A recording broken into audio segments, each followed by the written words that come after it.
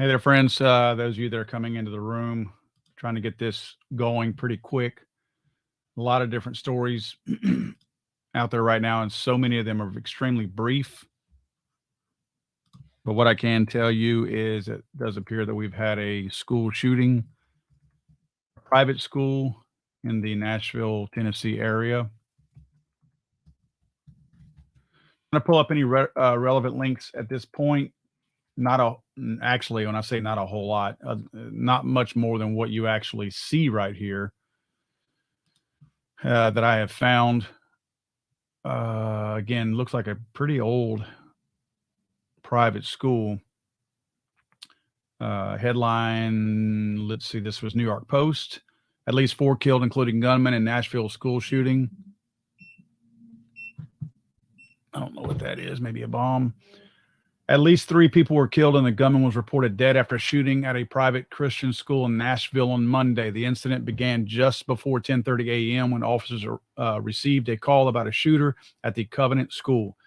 An active shooter event has taken place at Covenant School, Covenant Presbyterian Church on Burton Hills Drive. Nashville police said in a tweet, the shooter was engaged by MNPD and is dead. Student reunification with parents is at a Woodmont Baptist church. Police have yet to publicly identify the shooter or the victims. The school, which teaches students in grades pre-K through 6th grade, has about 200 students enrolled, according to its website. And again, folks, I am trying to find additional information on this right now. My apologies for not being prepared, but this is happening as we speak. This is happening like right now. So I say happening, it's over, but the data is coming out right now. So I'm just trying to find some relevant information. And folks, the reason why I do this when we have any of these types of rampage killings is because attention needs to be drawn to it. And I think the facts that we have and all the information that we have probably needs to come out before the mainstream media has a chance to twist and taint it. So my goal is that we get as much information out as we can before that information is polluted by those with a political agenda. Do I have a political agenda? Of course I do. I'm not going to sit here and act like I don't. My agenda is to protect all the rights of everybody, every constitutional right for every single person that has those rights. I'm looking at another. This is from The Hill. Emergency officials in Nashville, Tennessee said on Monday they were responding to an active aggressor at a school.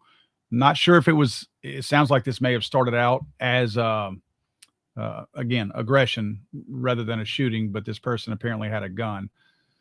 The Nashville Fire Department said on Twitter that it was responding to the Covenant School, which is listed as a private Christian elementary school with a preschool department. We can confirm we have multiple patients. This is an active scene. Apparently this, again, is still going on there as far as tending to the either the dead or the injured. Let's see. Metro Nashville Police Department confirmed that an active shooter event took place at the school and that the shooter was engaged by police and is now dead. Again, it's pretty consistent with the information. Not a lot to go on right now. Again, I am refreshing and updating as we go to try to give you the best, most accurate information that I can. But yeah, it's slim pickings at best. I usually, just for those of you that follow along or want to search for that data yourself, I try to find local news stations as much as I can rather than the national, because they're on the scene and they're getting that data. And obviously the nationals are going to carry that information once it gets out, but it's going to hit those other ones first. This is from a local affiliate, but it's still not, there's no more information. In fact, this is probably where the main information came from. Let me check y'all's comments. Not sure if anybody there might know anything. I know we have a lot of our followers that are in the Tennessee and more specifically even the Nashville areas. Don't see anything yet. I do see a lot of your comments, and excuse me for not acknowledging those right now, because again, I'm searching. I glance over at that, but I'm trying to find some relevant data right now as best I can. So my apologies for not having anything relevant at this point. to share with y'all in the comment section. Yeah, see, still, it's everywhere I go. I think everyone is parroting this same, pretty much what you see on screen is going to be what everybody's going with. In fact, let me roll those details so y'all can see that if anybody's looking. At least you can see the text here while I'm going through some of this, trying to find some other links that we can find. Still, it's just talking about investigating everything, nothing super relevant. And actually not even any video at this point. I do have pictures of the school, but it just appears to be a really old school. It's a private school, Presbyterian school. Actually, it's a beautiful campus. Number of victims is not yet known, from what I can understand so far. That they're saying 4 dead. Some say 1 dead. Again, it depends on where you go to get the information. I'm scouring right now everywhere I can to find stuff.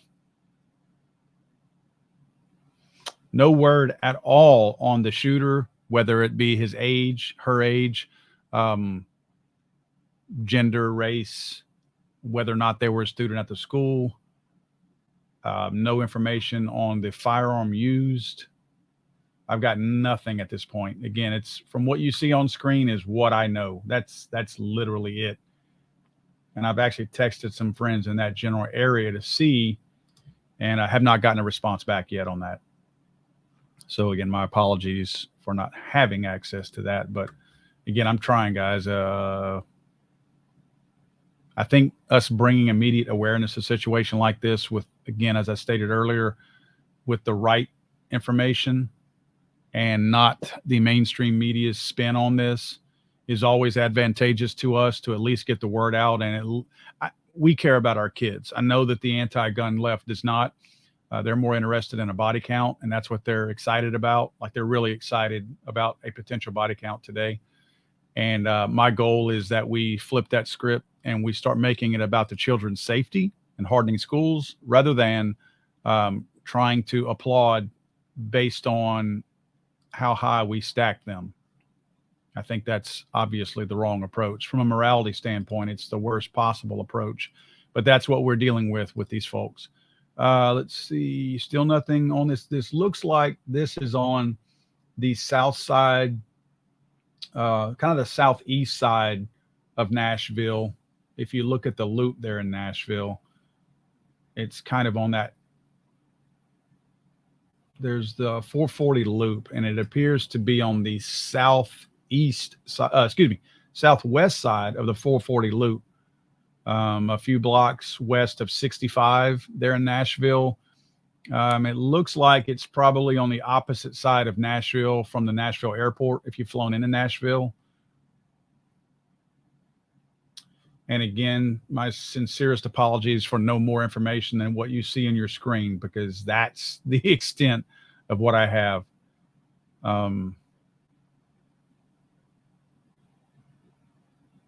Again, shooting at the Covenant School, where Metropolitan Police Department said in a tweet that the suspect was dead, but did not specify what led to the death. I think we can probably guess that. Did not say whether or not the suspect was male or female. Covenant School was founded in 2001. It's a ministry of Covenant Presbyterian Church in Nashville with about 200 students. School serves preschool through 6th graders. God, it's terrible. Freaking 11-year-olds, man. 11 and younger. It's terrible. I hate to see that, man. Those of you with kids know exactly where I'm coming from. And I'm not downplaying those of you that don't have kids, that as if you can't imagine that, but it's a different thing when you have a child, man. I can't imagine this.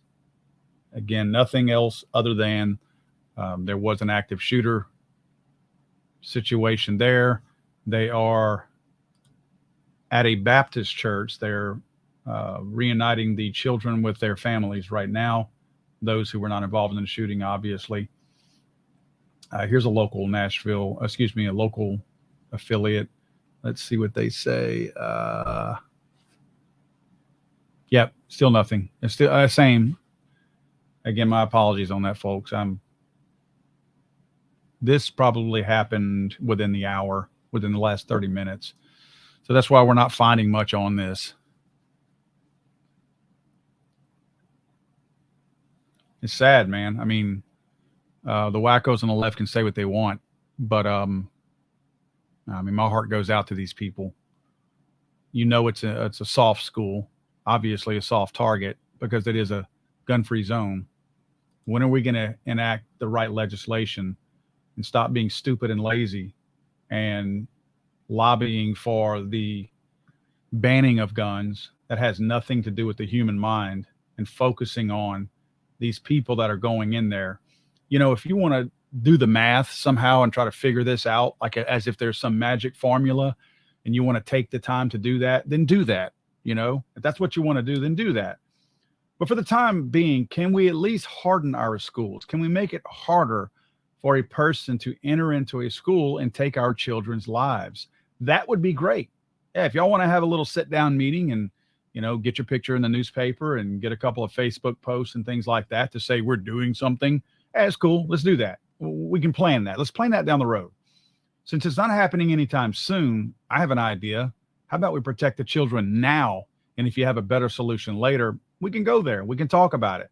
But for now, you don't have any solutions. Banning a gun, when you tell me that you want to ban a gun, you're telling me that you're not serious about protecting our children. So you're telling me that all you care about is banning a gun and you're not really worried about the safety of our children because you're not concerned with saving them today. You're more concerned with a political statement that you can make. And that's what's dishonest and disingenuous about the approach by the wackos on the anti-gun left. As long as that is their goal, banning things and keeping guns from us law-abiding Americans, then I have a problem with anything they bring up because it's not genuine. It's not an honest approach. Yeah, still, folks, same thing. No info, and I hate to keep repeating that, but for those of you that are tuning in here for breaking news, new news, I guess, I don't have any. Let's see. Police, active shooter at Nashville school killed. Here looks like a little bit more information. Okay, so it looks like the Metro Nashville Police Department spokesperson Don Aaron is expected to hold a press conference soon with details. Nashville Fire Department advises parents coming to the school to go to the reunification area at 2100 Woodmont Boulevard. If you are in that area and your child was involved here, it's located at the Woodmont Baptist Church, where parents can go to pick up their children. The ATF is also sending agents to the scene. Yay! That's awesome. As if we need their help. Let me click the link where the press conference is supposed to be.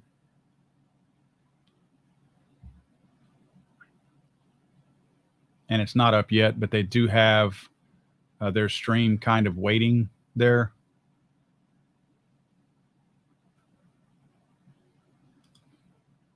So I've got their stream pulled up as well. And as soon as they go live, I'll switch to that screen. Yeah, they're not live yet. So let's see. What do they have here? Let me switch to this one real quick and see if it's a video. Let me see if they have anything relevant on here.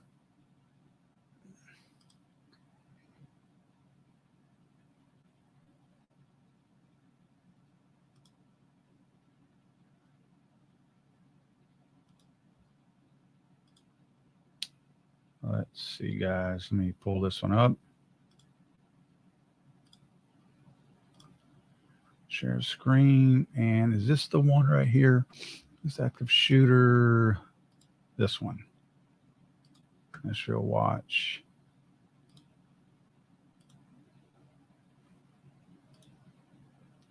Okay, this apparently is where they will have the press conference as soon as.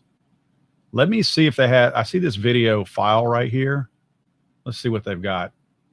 Let me make sure I have audio so you guys can hear the audio and that as well.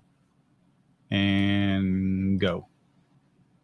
I went food shopping at the supermarket. It had rained a lot. As I'm stepping into the place, I just slipped and went flying. I found out that I had a. And I can't fast forward through this commercial, so my apologies on that. From the insurance company because it was not what I deserved.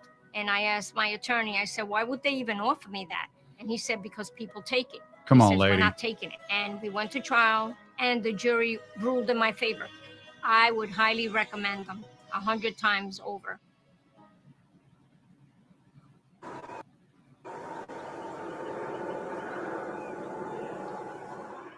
Yeah, this is just a scene from the area, video from the area.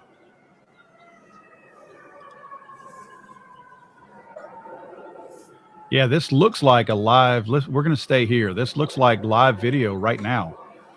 Like this. Yeah, this is live from the scene. So I'm going to keep this here. That way we can pick that press conference up as soon as they stage it. Yep, let's do this. We'll stay here for now. Let me do this. I'm going to try for any of those of you that are new popping in here. Let me put some data up on the screen of what I have so far, what I know. So we're not going back and forth and me continually to repeat this. Let's see here. I assume we're going to be out here for a while. My life, you better not be this. Of course, I just missed that. Okay, where's my banner at? So I can put some on-screen data.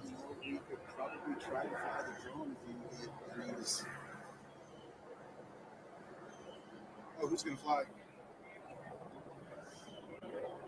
All right, let's So see. you haven't come meet me?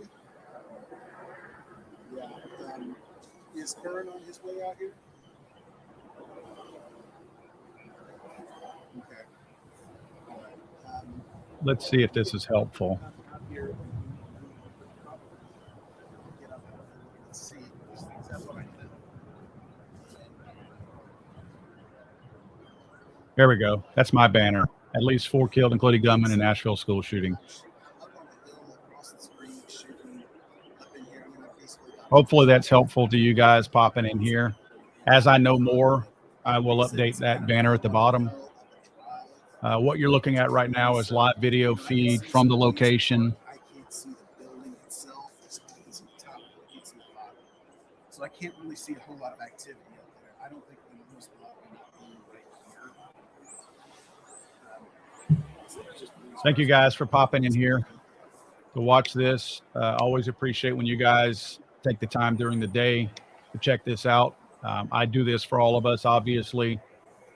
I will state this time and time again, but I think it's up to us in the pro-gun community to make sure that we try to get the right information out before the media has a chance to poison it and put their own version of facts out. Again, that's what they do. They put their version of it instead of the facts out. I may have a bias towards the Second Amendment and rights in general for the average person, but at the same time, I also don't twist the facts. I at least give them to you. I may give you my opinion on those facts, but I'm going to give you the same facts that I have. And sadly, our media won't do that. So honestly, having live footage like this, even though it's pretty uneventful, is probably the most accurate thing we have because nobody can lie about this. So it looks like this is like way on top of a truck. If you notice, unless they're looking down from the hill, because we have utility lines in front of us. I see that's electric line going up to a transformer just above the screen.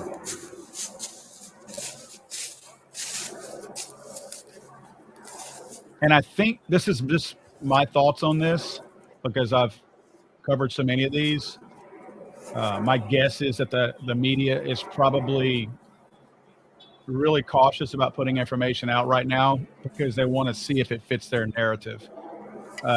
If this is a young white kid, especially if he is a Christian, then that's good for them. That's red meat for them. If this guy had an AR-15 or this person had an AR-15, even better. Even better. If this person got their AR-15 from their parents that wasn't locked up in their bedroom, even better. So they wait for these things before they decide if it's important enough news story. Personally, anyone losing their life at the hands of another person who wasn't doing something wrong is a news story. That's just me. If you weren't attacking somebody and you got killed, that is a news story to me. And the mainstream media sadly doesn't approach it like that. They're checking off boxes whenever they look at a news story. I'm not. I'm trying to pass on the information from the freaking news story.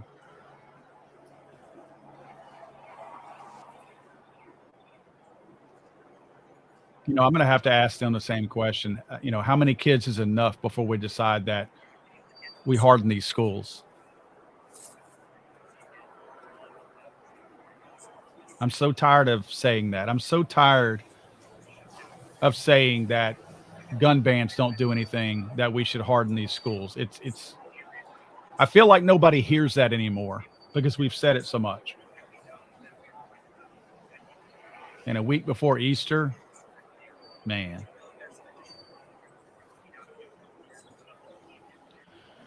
That's a good point. Right here. Mega HD Biker says ATF getting grilled by Senate. Then this happens. I could not agree more. Again, folks, I'm keeping as much information on screen as I can come up with.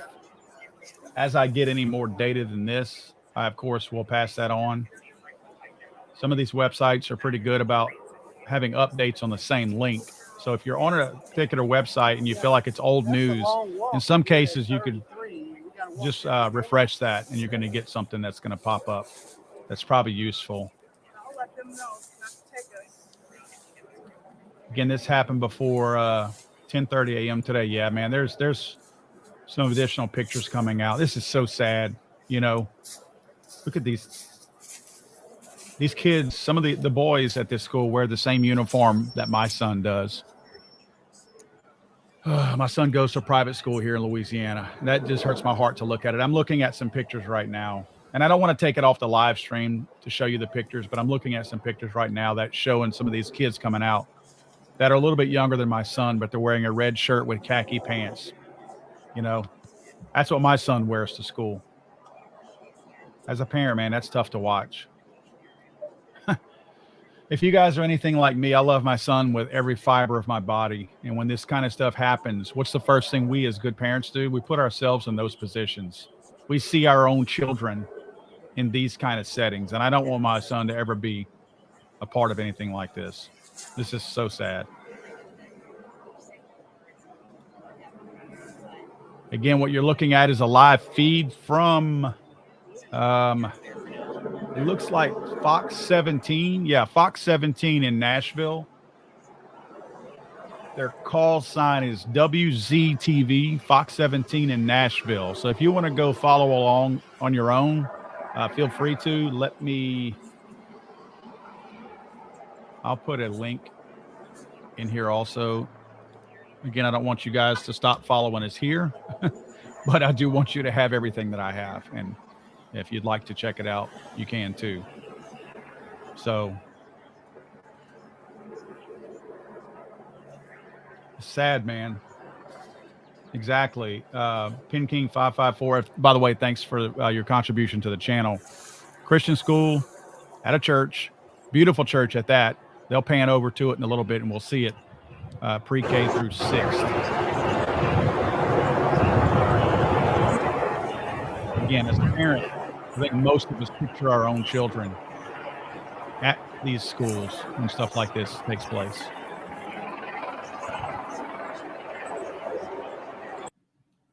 Okay, I'm clicking this. I'm Dan Morgan. I'm clicking this link because it looked like only get paid if you get paid. What I had was a little bit behind. we win. Saw another link That's from this why same we're all in. Nashville All law news firms station are pop not up. the same. Let's wait There's for this only commercial one to end, Morgan and I & think Morgan. we'll have the true live one. I think the other one had a little bit of a delay to it. So let's see here. If you notice, the panel van on the left is moving through. So yeah, I think this is, I believe this is more accurate as far as being live. Of course, I don't hear it anymore. The audio is gone. I don't know if you guys hear anything, but I don't anymore.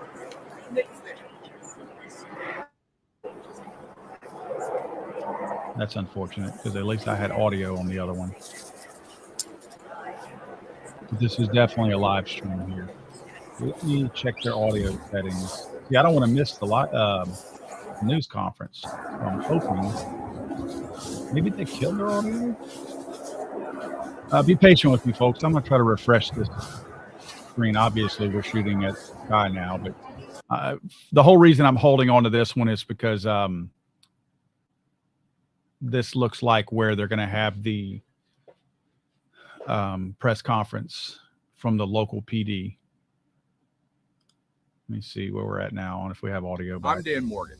A lot of people don't realize that our attorneys only get paid. We know if Dan. we get paid. We know Dan. That means when you win Dan, big, why don't you ask we them win if big. why don't they That's harden our why we're in. schools? How about that, We're Dan? all in.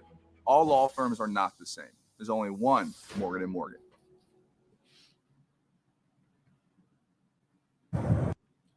Okay, different feed, but we have our audio back. No, same feed. I'm sorry. So they must be getting ready for the press conference because everybody's coming towards all of the media vans now. That's what these folks are doing. So maybe we're getting that set up.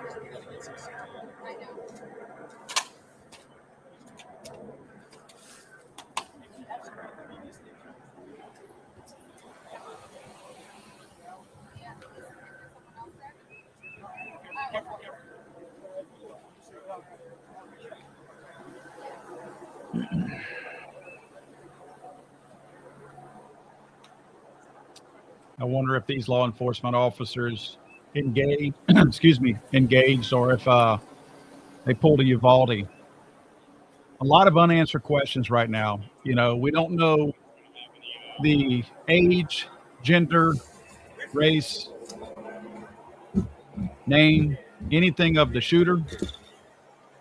We don't know if they were a parent or a student at the school or just some whack job. We don't know what firearm is used. We don't know any motives, of course. We don't know much of anything. Again, it makes you wonder if the mainstream media just doesn't know those things yet, or if those things don't check enough boxes off for them. You would think that because this happened at a school, that most of the mainstream media would be excited about this because they love this stuff. They absolutely love this. I mean, they really do. They're selling ads right now because of this kind of stuff. But the fact that the data is so hard to get with so many people there tells me somebody knows something. They're just not getting the word out. So they probably are not able to check off the boxes that they want to check off.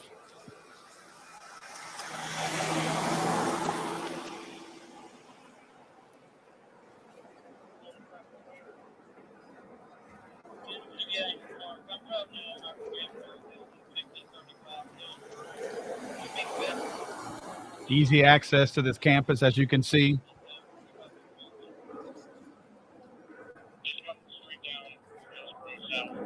I'm curious if your kids would feel like they were in a, quote, prison, as if the wackos on the left always say when we talk about true safety at these schools, about hardening schools. I wonder what your kids would think. If your kid had, let's pose a multiple choice to your children. Let's ask them, A, would you feel safer if your school had metal detectors and armed security, locking windows, controlled entrances and exits to the school?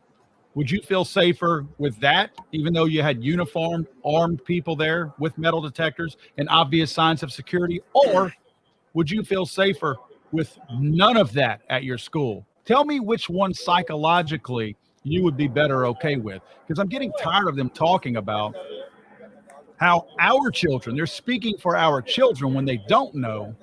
They continue to say that our children have voiced concerns that they feel like PTSD unsafe whenever stuff like that happens if we harden any of these schools.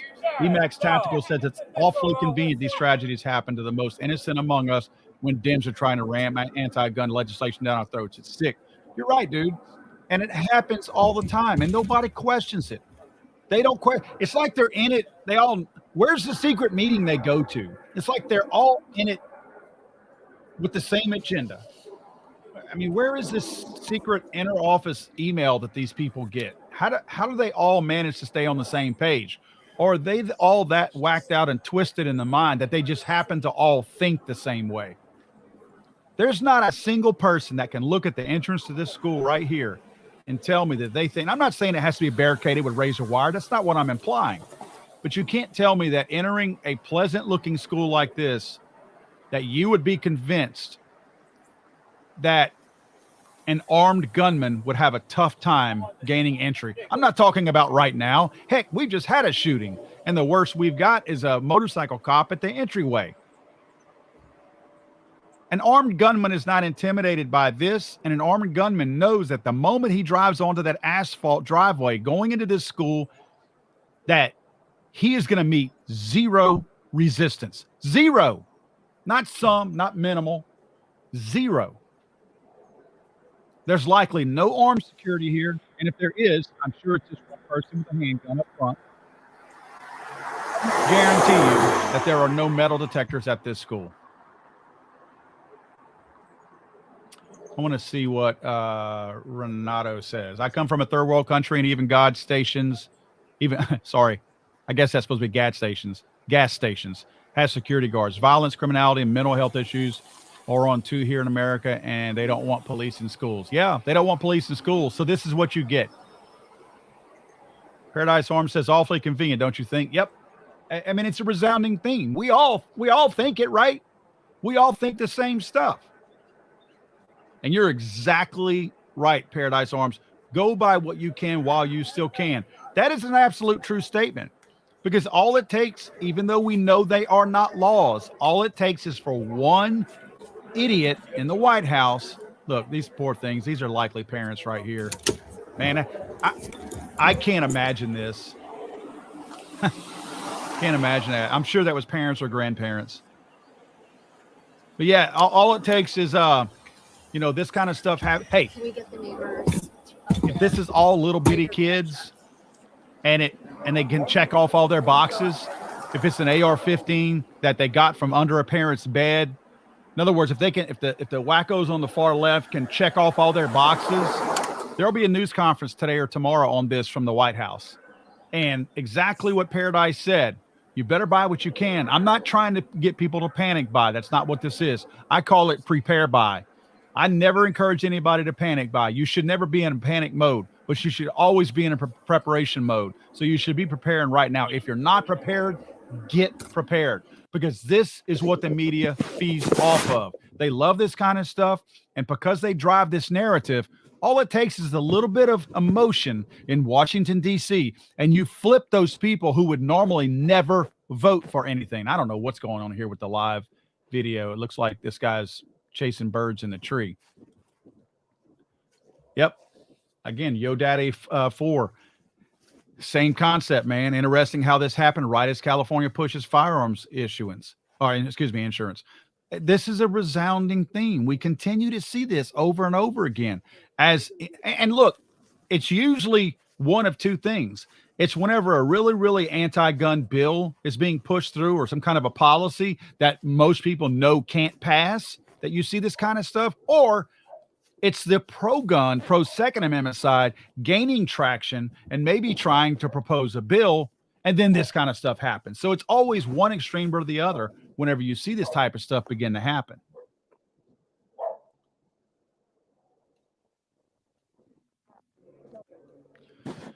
Let's see, guys. I'm going to try to refresh some of my screens here since this person is looking at whatever they're looking at. Let me see if,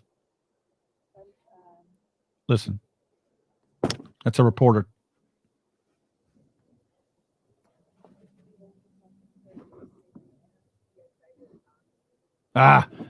Reporter was talking to another one about what happened, and I was trying to hear, but I.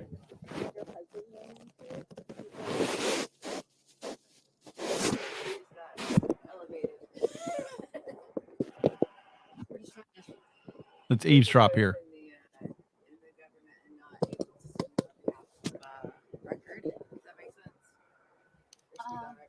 That's fine. We'll conceal your identity. Okay. Or we'll just shoot the bush. Okay, they're about to interview somebody. Oh, they're at the neighbor's house. Conceal your identity. You're literally showing them on live TV. You don't have to. I'm trying to think. Like,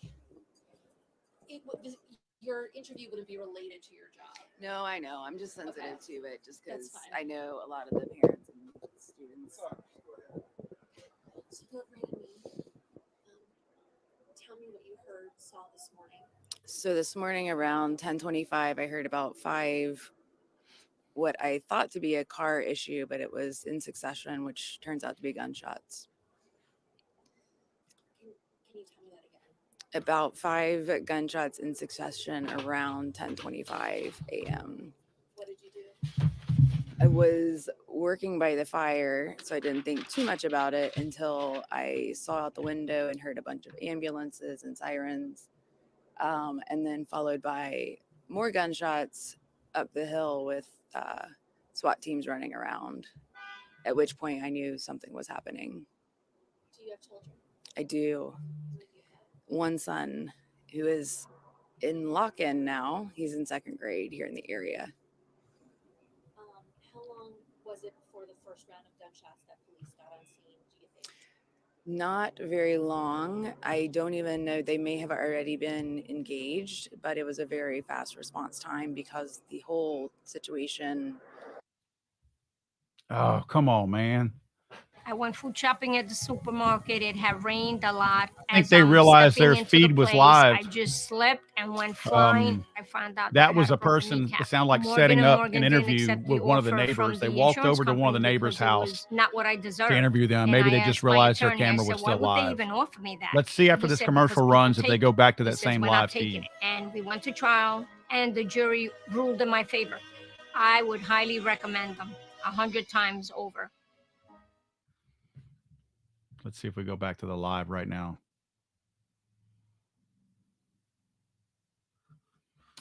Well, it looks like they killed the feed altogether. Let me go back to their original. Okay, here we go. Looks like we're still at that same neighbor's house. I went food shopping Oh, at the come on now. supermarket. It had rained a lot. As I'm stepping into the place, I just slipped and went flying. I found out that I had a broken kneecap. Morgan and Morgan didn't accept the offer from the insurance company because it was not what I deserved. And I asked my attorney, I said, why would they even offer me that? And he said, because people take it.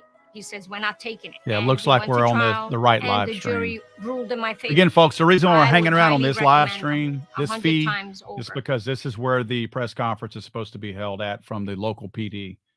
I'm assuming shortly. All right, can we get it back? And it looked like a reporter who walked to a neighbor's house at. Fox 17 meteorologist Greg Bobus here. Come on, Forecast man. starting off the week nice. Let me click on this other link and see if I can get My name's back Christina Bissett, where we and I'm an were. attorney at Morgan and Morgan. A lot of the times, clients will call in; they don't know what My to do. apologies, It's our folks. job This is to a step fluid in and really show situation, them how easy and it truly sometimes can it's be. tough If to you're get injured some and you don't coordinated know what to efforts do, go to from some of this stuff. forthepeople.com. Happening, Yeah, but still a lot of commotion. And do you have children? And I have an right out 8-year-old in the son neighbor's who house. is in lock-in now safely, but just praying for all the No parents audio right now that again, which that kind of sucks because aren't, are dealing with it looks this, where like they were their doing their children are impacted, preparation and the for impact that an we have as interview, parents now moving forward. and they were talking to the neighbor, and I feel like we got more information from the neighbor off the record than we did at any other point. So it looks like from what the neighbor said, let me get back to that. I can't even make my way back to that live stream right now. From what the neighbor told this reporter, again, it was off camera, They said 10:25 a.m. They heard about 5 shots. She thought it was a car malfunctioning. Turns out it was gunshots around the 10:25 a.m. area. This is a neighbor that looks to live either across the street or right next to the school.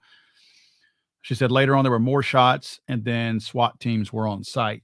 So that's I went food shopping at more the information than what supermarket. It had we've gotten rained so a lot. far. As I'm stepping into the place, I just slipped and went flying. I found out that I had a broken kneecap. Morgan & Morgan didn't accept the offer from the insurance company because it was not what I deserved.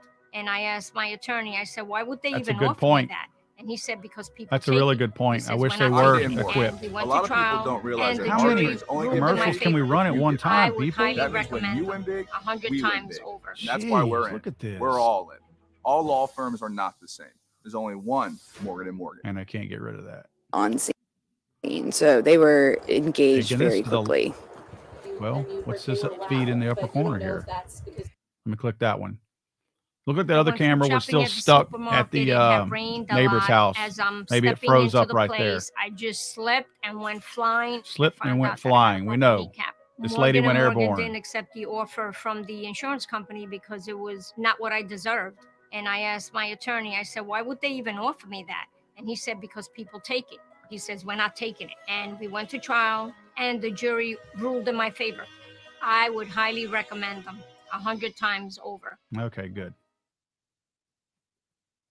That's what you heard, saw. Yes, I was out back and I just noticed I'm used to hearing sirens because there's a fire department around the corner, but it's just too many going by. And then I walked out into our little green space and just saw zooming by the front entrance. I walked out here to go see what's going on, and literally like 20 to 60 cop cars just going by.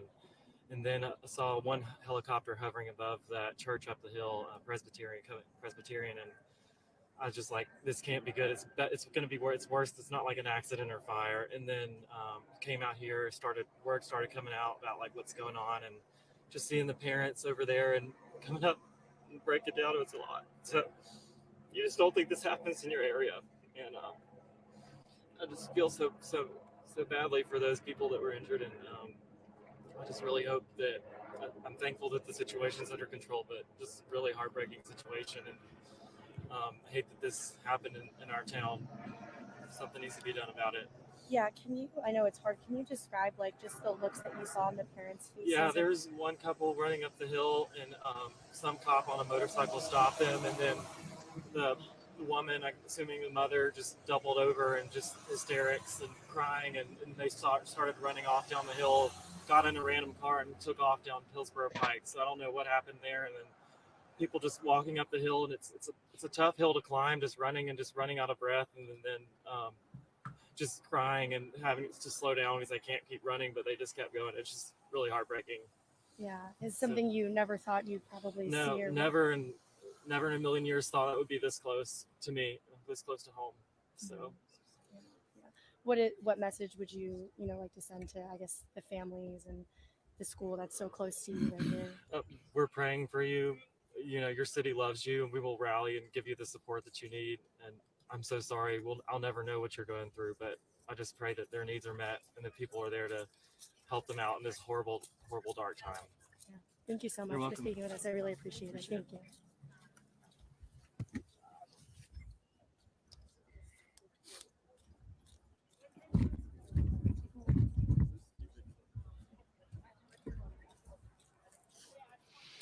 Again, they're interviewing various neighbors next door and across the street from the shooting area.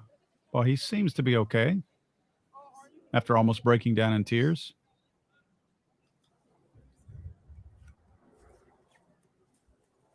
Tell our governor we need stricter gun laws. We need to protect our children. Yeah. That's what we need to do. No, that's not what we need to do. We need to protect our schools, you idiot. What a bunch of fun. See, those are the people who are mental slaves. Not protecting our children. Harden your school, dummy. Here we are. I bet she's wearing a red shirt. Their Second Amendment rights. This is ridiculous. This is I'm pretty sure. Yeah, let's get this. I was going to say something ugly. Let's get this woman on camera. Yeah, when are we going to protect our children, dummy? Right, when you lose your child in a mass shooting, and then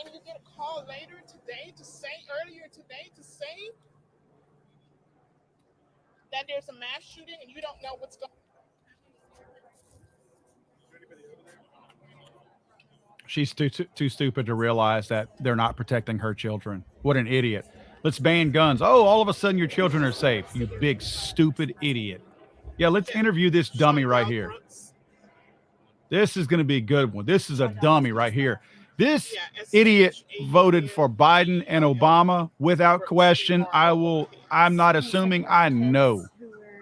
Yeah, my son was killed in a mass shooting at the Waffle House. So every That's not a time mass there's shooting. It triggers something. Yeah, that's not the same thing, dummy. You go up to Capitol, you go to state Capitol, and then you testify.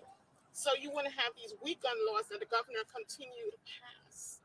It's ridiculous. And then you get a call today. I got a call earlier today that my son's school's on lockdown. So of course, it triggers something in you. What school does your son go to? Hillsborough High School. When you got that call, what went through your head? You know, you have your son, you know, as you said. Yeah, it's like all over again. All over again. I'm shaking. I don't even know how I made it down here. I appreciate you putting me on my camera, though. What do you think needs to happen? Do you think this could have been prevented? I think so. Of course it could have been prevented. Tell me how. Tell me how. At least let us try. Don't pass laws that are not protecting our children. We're failing our children. We are. How is We are. your son doing? You're right about that. How's he holding up? He is nervous. I mean, he can't get in or out of the school, so. Are you keeping up with him by texting Yeah, him? I am. Yeah, I just went by the school just to make sure.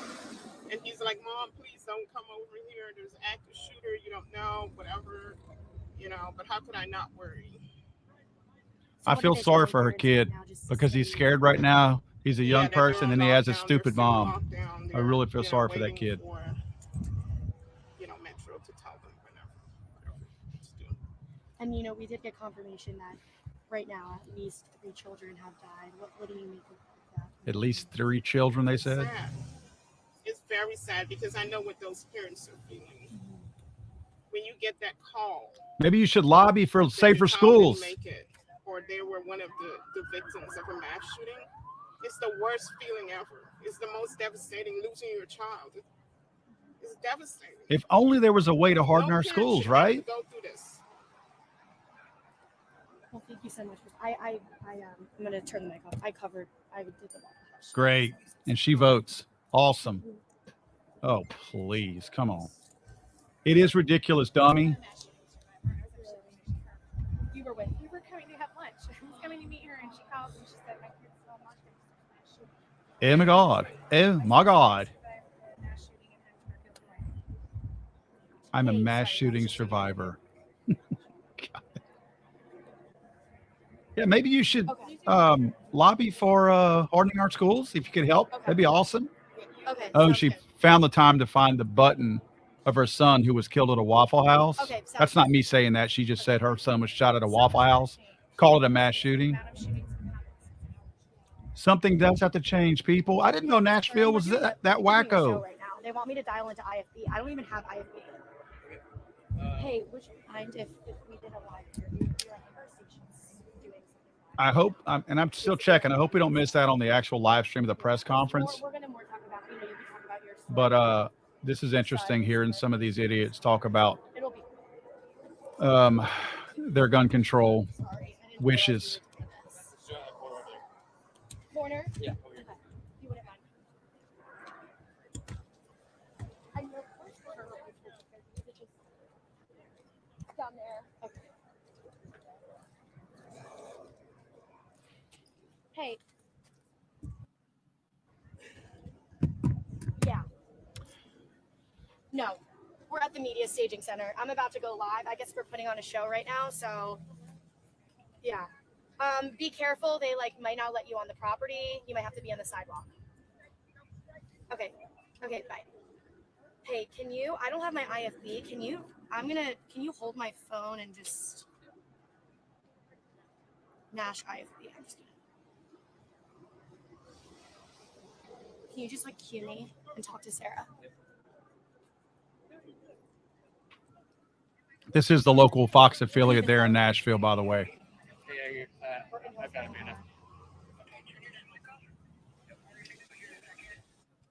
let me get your first name again. Shondell Brooks. Oh, great. We're going to do Shondell Brooks again, whose son was killed at a Waffle House, according to her a second ago. Hey, as a parent, I feel for her, but if she's too stupid to figure out what the real problem is, then I can't sympathize with her as far as going forward. Sorry for her loss of her child, though. You want to stand beside me? You want to stand here? Yeah, you can. I can ask you because you're a mass shooting survivor. I am. Yeah. A mass shooting survivor. That's a badge that they wear with. Highland Park, Illinois. I'm just here on vacation.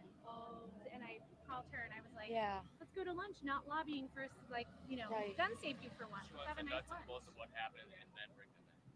Okay, so I'll bring you in. Right, okay. Sorry. Let me hold on. I need to like. Awesome point, CJ42A. I was in a school shooting. Now I own guns. Pearl High School, 1997. October 1st, principal stopped a shooter with a gun, then was fired. Deceased. Okay. 5 deceased. You heard what she just said? 5 dead. Yes. That's up from 3 and then 4. 3 children and 2 adults. 3 children and 2 adults, she's saying. All 5 patients have been pronounced dead. Oh. Yeah.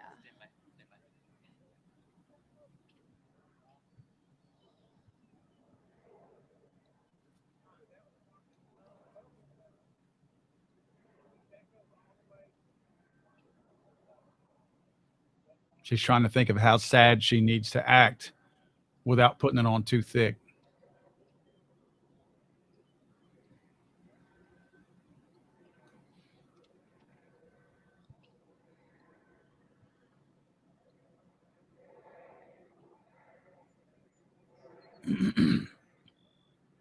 No anchor. Hey guys, we are live here close to the scene off of Hillsborough Pike and Burton Hills Boulevard. We just did get confirmed after this active shooter situation. MNPD did engage with that shooter and he is now dead. So MNPD says there is no threat to the public safety right now. However, we did just get confirmed from Vanderbilt University Medical Children's Center that 5 patients have now been pronounced dead. We can confirm 3 children and 2 adults from that school shooting were transferred to the hospital. Again, this is still a very active situation. We have seen law enforcement officers coming and going all throughout this morning. TBI and confirms that they're also on the scene investigating. But again, we do have confirmed right now that 5 people have been killed from this active shooter situation at Covenant in Green Hills. Now, I am going to be joined live right now by Shondell Brooks and her friend, if you guys wouldn't mind coming into the shot. Shondell, I know that you've been through this before. Can you just describe to us, kind of a little bit of your background and, your son and then your other son who's now in lockdown? Yeah. So my son Akila was a part of the mass shooting at the Waffle House. And then this morning I got a call. I never heard about saying that one. There was an active shooter and my son's school was on lockdown. How does it feel getting that call, knowing that your son's school was on lockdown, knowing, especially Well, she's what working and happened with trying to your get tears son to come Akila? up. Yeah, I felt like my nerves left me. It felt like it was happening all over again. No parent should have to receive that call. No parent should have to go through anything like that. It's ridiculous. And can you talk about the correspondence you've had with your son right now? How is he doing? What have you guys been saying to each other? I think he's doing better now that he knows that the shooter is dead. But I'm still telling him, son, just be aware of your surroundings. Not sure if it's just one shooter. Do you know how to get out the building? These are conversations we shouldn't be having. We're failing our children. When you hear the 3 children and 2 adults, what goes through your head when you hear that they have all passed away? It's hard because I didn't know that it was 5 people. I want to say that I could only imagine, but it's something that I've experienced. Oh, come on. We lost the live feed. What message would you have for those families right now grieving? Well, You're not alone. this keeps Yeah. happening. You're not alone. Here goes the There's a nonsense. community growing of people who have experienced mass shooting and gun violence, and you're not alone. Would you be able to state your name and a little bit about yourself? Yeah, my name is Ashby Beasley. I'm from Highland Park, Illinois. I was actually in town just on vacation, but I'm a mass shooting survivor. My son and I survived a mass shooting in Highland Park where there was a shooting at a parade that we were at. That means they were there. That's what she And this means. is just They were there. He was in the area. It's only in America can somebody survive a mass shooting and then go on vacation to visit another person that they have met through, fighting for gun safety, and find themselves at So we have two near another mass anti-gun shooting. Like only, activists you know what that I they mean? happen Only to in find. America What's the does odds of this, happen, folks? where we keep seeing this They again found and two again. anti-gun activists Only in at a America mass does her shooting son scene. survive a mass shooting and then, end up in a lockdown school because there is another mass shooting. Yeah. This is an epidemic. Gun violence is an epidemic. No, it's and not. it needs to be addressed. resolved. It needs to be addressed. When you hear about it happening at a school again, what goes through your head? I mean, for me, the statistics start running. It's likely this gun was purchased legally. It's likely it was not stored properly, and a child took it. I heard that it Told might you. have been a child, a sixth grader. I mean, just how preventable this is. She's checking How boxes. preventable these incidences are. How we should pass gun safety legislation and lock up weapons, and put background checks, require background checks We on have every them. single gun purchase. Oh, ban assault not weapons. private. Oh, okay. And Checking those until boxes. we do those things, this is going to continue happening. Yeah. Well, thank Harden you the guys so schools, much for joining dummy. us. I Harden really the schools, appreciate it. I'm dummy. sorry You didn't mention you guys that. were both a You part notice of how that. she didn't mention anything Again, about we do the have actual confirmation that schools? 5 people have died from this shooting situation at Covenant Christian School. MNPD does say the shooter is now dead. But for now, reporting live from Green Hills, I'm Amanda Chin, Fox 17 News, your Code Red station. These people vote, man. Okay, we're gonna They motion vote. this way. Okay, this is the entry to the Right now, school we right are to your standing right in front there. of Covenant Elementary School. Here you could see the massive police response. This is a preschool through 6th grade school here. At least they got It a is better looking Christian chick this private time. school. And again, we are confirming 3 children have lost their lives, as well as 2 adults after an active shooter opened fire. According to Metro Nashville Police, we have been watching emergency response vehicles drive up and down, in and out of the school parking lot since we arrived on scene a couple hours ago. That includes armored vehicles. You could see this ambulance exiting the school parking lot at this point. I did speak to a neighbor who tells me at around 10:15 or so, she heard multiple gunshots, a series of at least 5 gunshots. I'm going to let this ambulance pass out of the way here.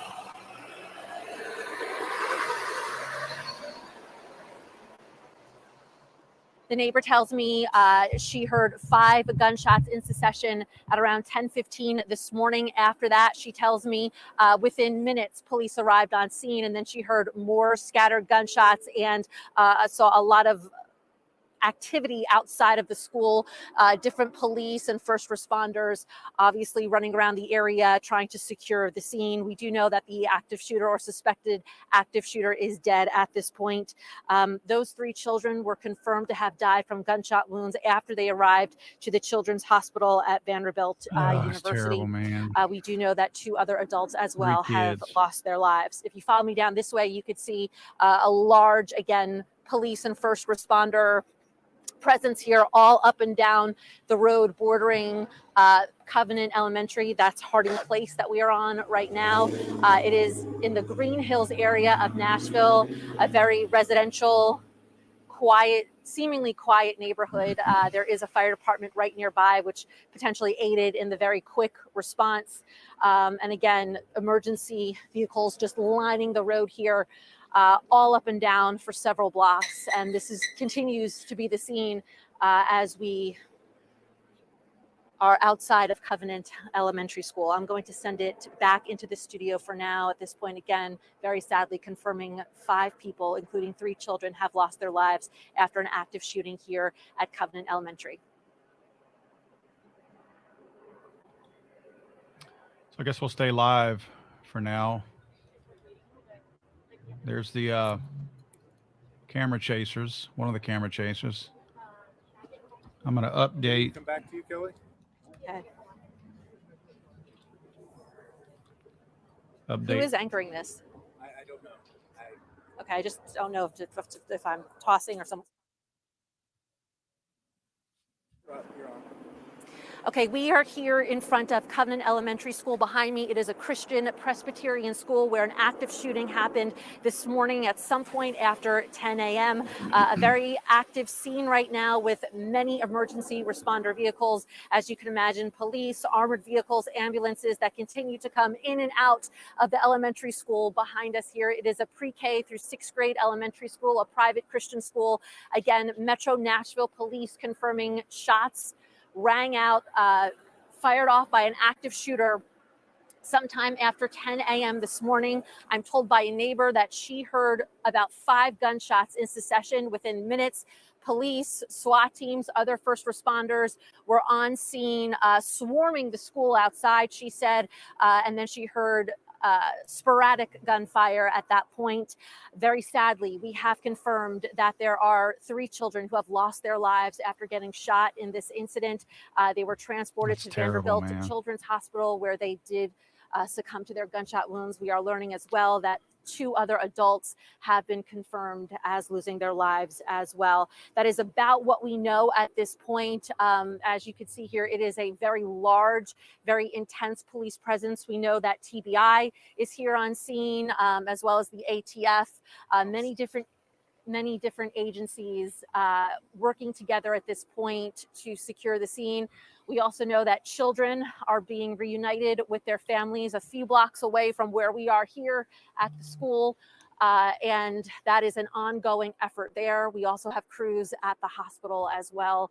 As you can see, first responders walking back and forth. We are not allowed on the actual property of the school at this point, but we've seen armored vehicles.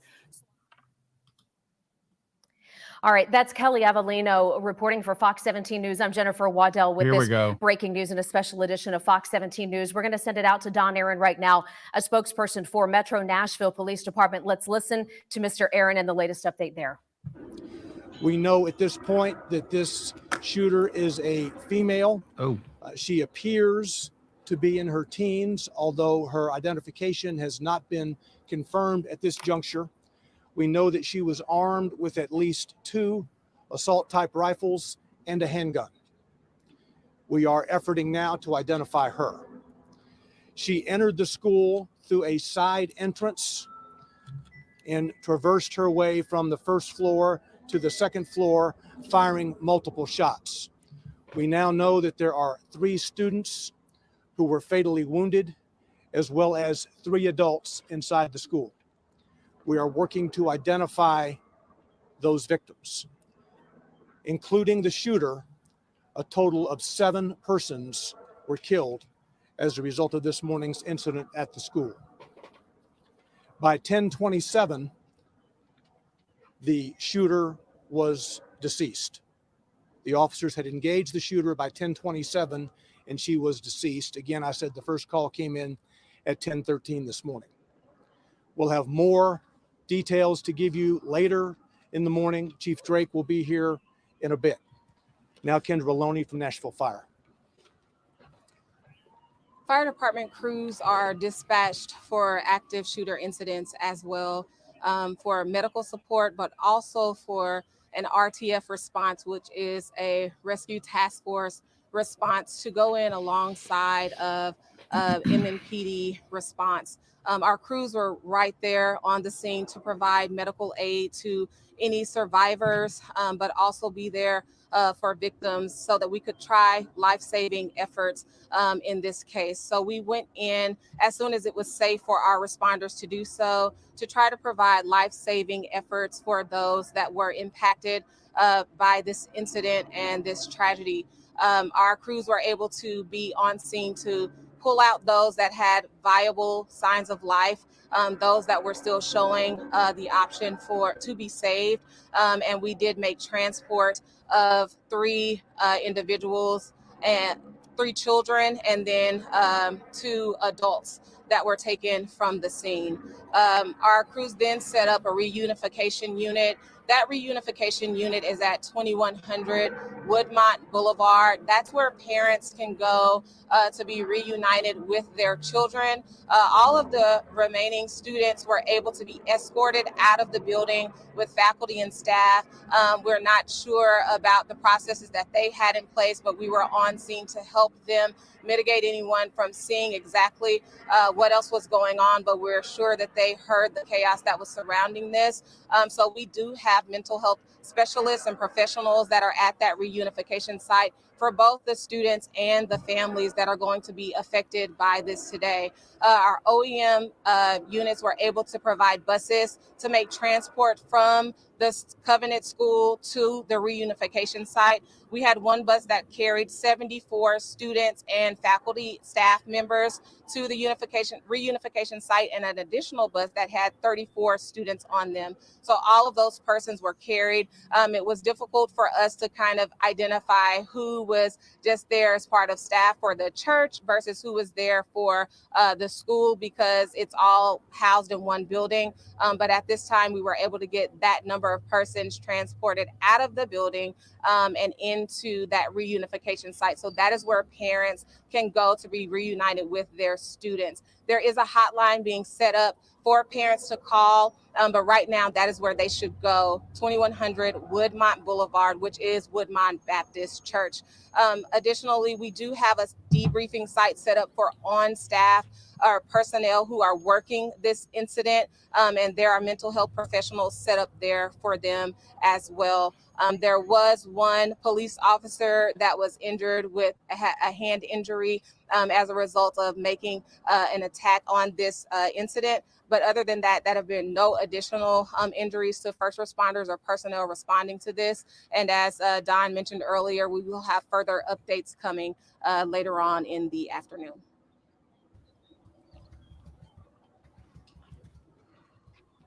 So on a typical day, there would be about 209 students inside the school and approximately 40 to 50 staff members, about 42 staff members.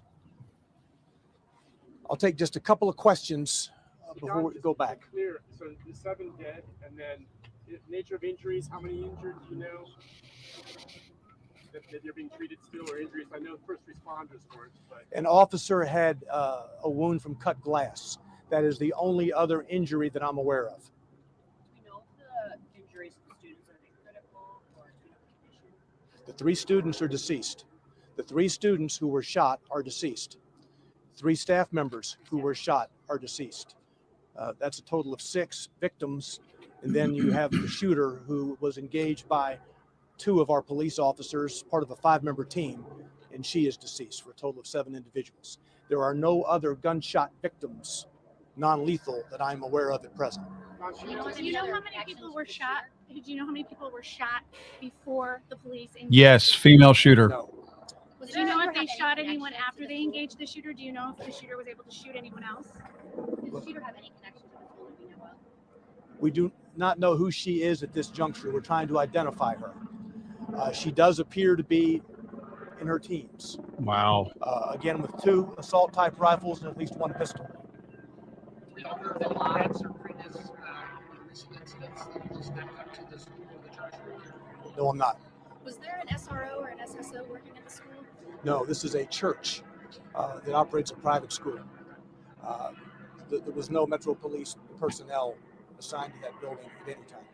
Don, do you know if either of the 2 adults that were shot maybe confronted the gun? You said 2? Yeah, the adults that were No, shot. there are a total of 3 adults. 3 adults. 3 Yeah. adults who have been fatally wounded. Okay, one of them being the shooter.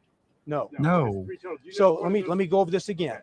You have a total of 6 victims, 3 students who are deceased, and 3 adult staff members from the school who are deceased. The shooter herself makes 7. Do you know if one of the 3 adults maybe confronted her? I do not. There is video from the school that we are viewing now to try to learn exactly how all of this happened. Can you say where the victims were located? Were they in the hallway, in a classroom? I cannot at this juncture, as you know, 5 of the 6 were transported. So we will get that information later in the day. Did police engage with the shooter inside a classroom or in the hallway? Do we know the location? It is an upper level part of the school. It's kind of a lobby type area. It was not in a classroom per se. All right, we'll be back shortly with more detail. We'll tweet out, give you a 15-minute or so notice before the next one, okay? Thanks.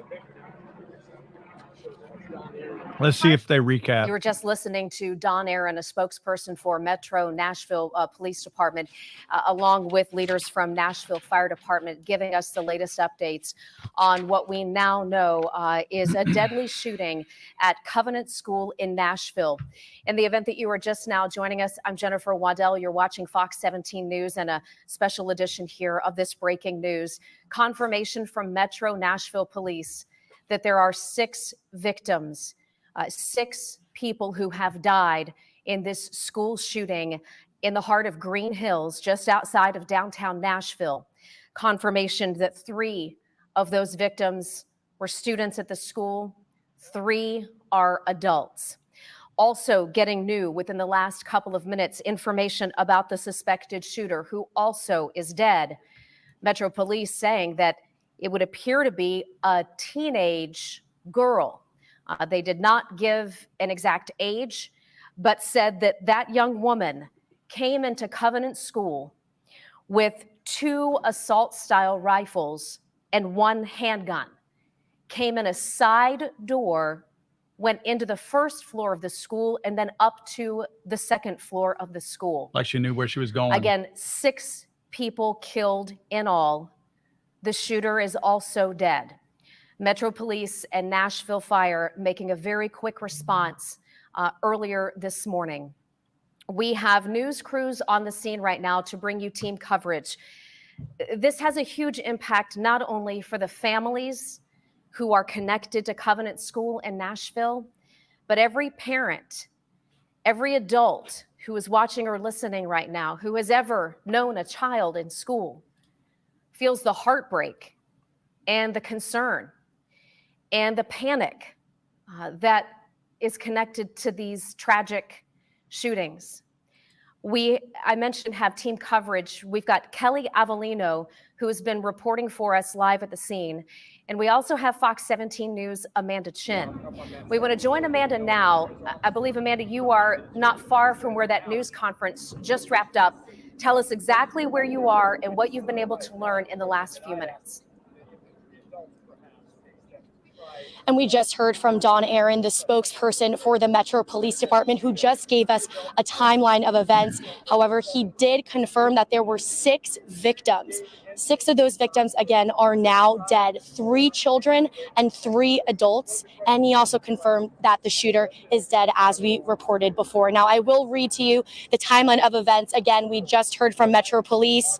10:13 a.m. is when they got the call of that shooter. We did learn that it was a female shooter who was firing. Officers went in and found her on the 2nd floor and fatally shot her at 10:27. Now, there were 5 members of the Metro Police Department who went inside Covenant School in Green Hills. Again, like I mentioned, the shooter is a female and she does appear to be in her teens, but we cannot confirm the identification yet. Again, this is all coming from Metro Police. Now, Metro Police does say this female shooter was armed with at least 2 assault-type rifles and a handgun. Now, she entered the school through a side entrance. And again, as we told you, 3 students who died and 3 adults died who were inside the schools. Again, we are working to identify the individuals who did die. Metro Police is still working. They're looking through video right now of exactly what happened and what transpired. Now, again, there are more details that they're going to give us. We still don't know the relationship with this female shooter, if she was a student, if she came inside the school. We still do not know that yet. Metro Police is still working on that. Now, there is a reunification center for parents of Covenant School at 2100 Woodmont Boulevard in Green Hills. Again, that reunification center is 2100 Woodmont Boulevard.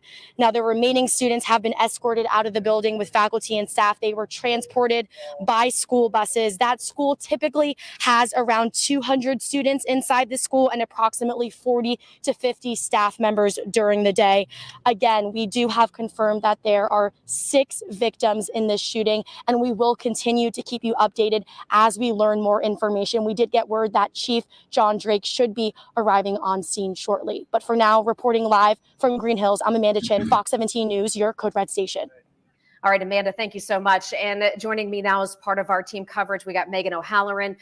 Megan, I know as soon as you found out about what was going on, you rushed in. That sense of concern and panic for these families that are just going through the worst possible moments. It goes through your head, oh no, not again. And we have Jackie Del Pilar. She's out at the Reunification Center there in Green Hills. Jackie, what can you tell us? Megan, I just got here about 30 minutes ago, and as soon as I got to the scene, we were in the parking lot along with other media, but within just a couple of minutes, the lead pastor came out of the church and asked us to please get off the property, just give the families a little bit of space, which we completely respected. We've moved off to an area to give families room to reunify in the parking lot without us being right next to them. As soon as I pulled up to the scene here, I pulled over to a road beside the church, and in front of me was a father and a daughter getting out, and she was wearing the school uniform and she had tears in her eyes. And that really just hit me. So many students, so many families affected by this. If you'll bear with me just a second here, I'll give you a wide look at the scene. This is the church here. We've got families standing on the steps. Earlier, there was 3 school buses here with people getting on and off.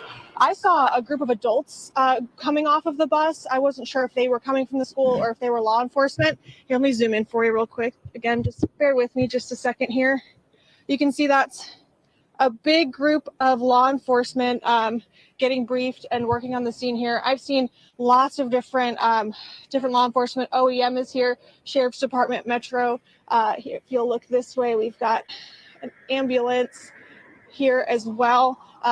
Lots of high emotions, a lot of families here wondering what's going on, waiting for any kind of updates here. And I'll give you another wide look here just at the area. You can see lots of cars here.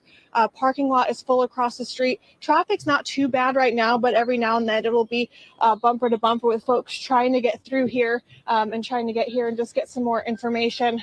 Again, you can see folks walking into the church here. This church has been established as a safe place for families to come. The pastor told us they are all grieving. They are all very emotional, obviously. I've seen a lot of, like I said, when I first got here, I saw that young girl in her uniform. I've seen other children like that coming here in their uniforms with tears in their eyes, just in complete shock and high emotion of what just happened to their community. You know, these families came to school today. It's a beautiful sunny day, expecting, just another Monday, and then was hit with this complete tragedy. Now, I will stay on the scene here working to get information for you all, speaking with families. If they're up for it, I'm not going to be too aggressive trying to talk to anyone because I know they've just been through so much, but we will stay here on scene and gather information for you throughout the day as we get it. Reporting live, I'm Jackie Del Pilar with Fox 17 News, your Code Red station. All right, Jackie, thank you for that update. Jackie was talking about what these family members are going through, waiting to be reunified with their children. I was been talking to several parent friends here in the Nashville area, one who has a connection to this school, and said that the parents did get the text message alerting them to the situation. And as of about 20 minutes ago, they were still waiting to be reunited. They describe that reunification area, understandably, as chaotic right now. And by the way, the reunification is happening on Woodmont Boulevard.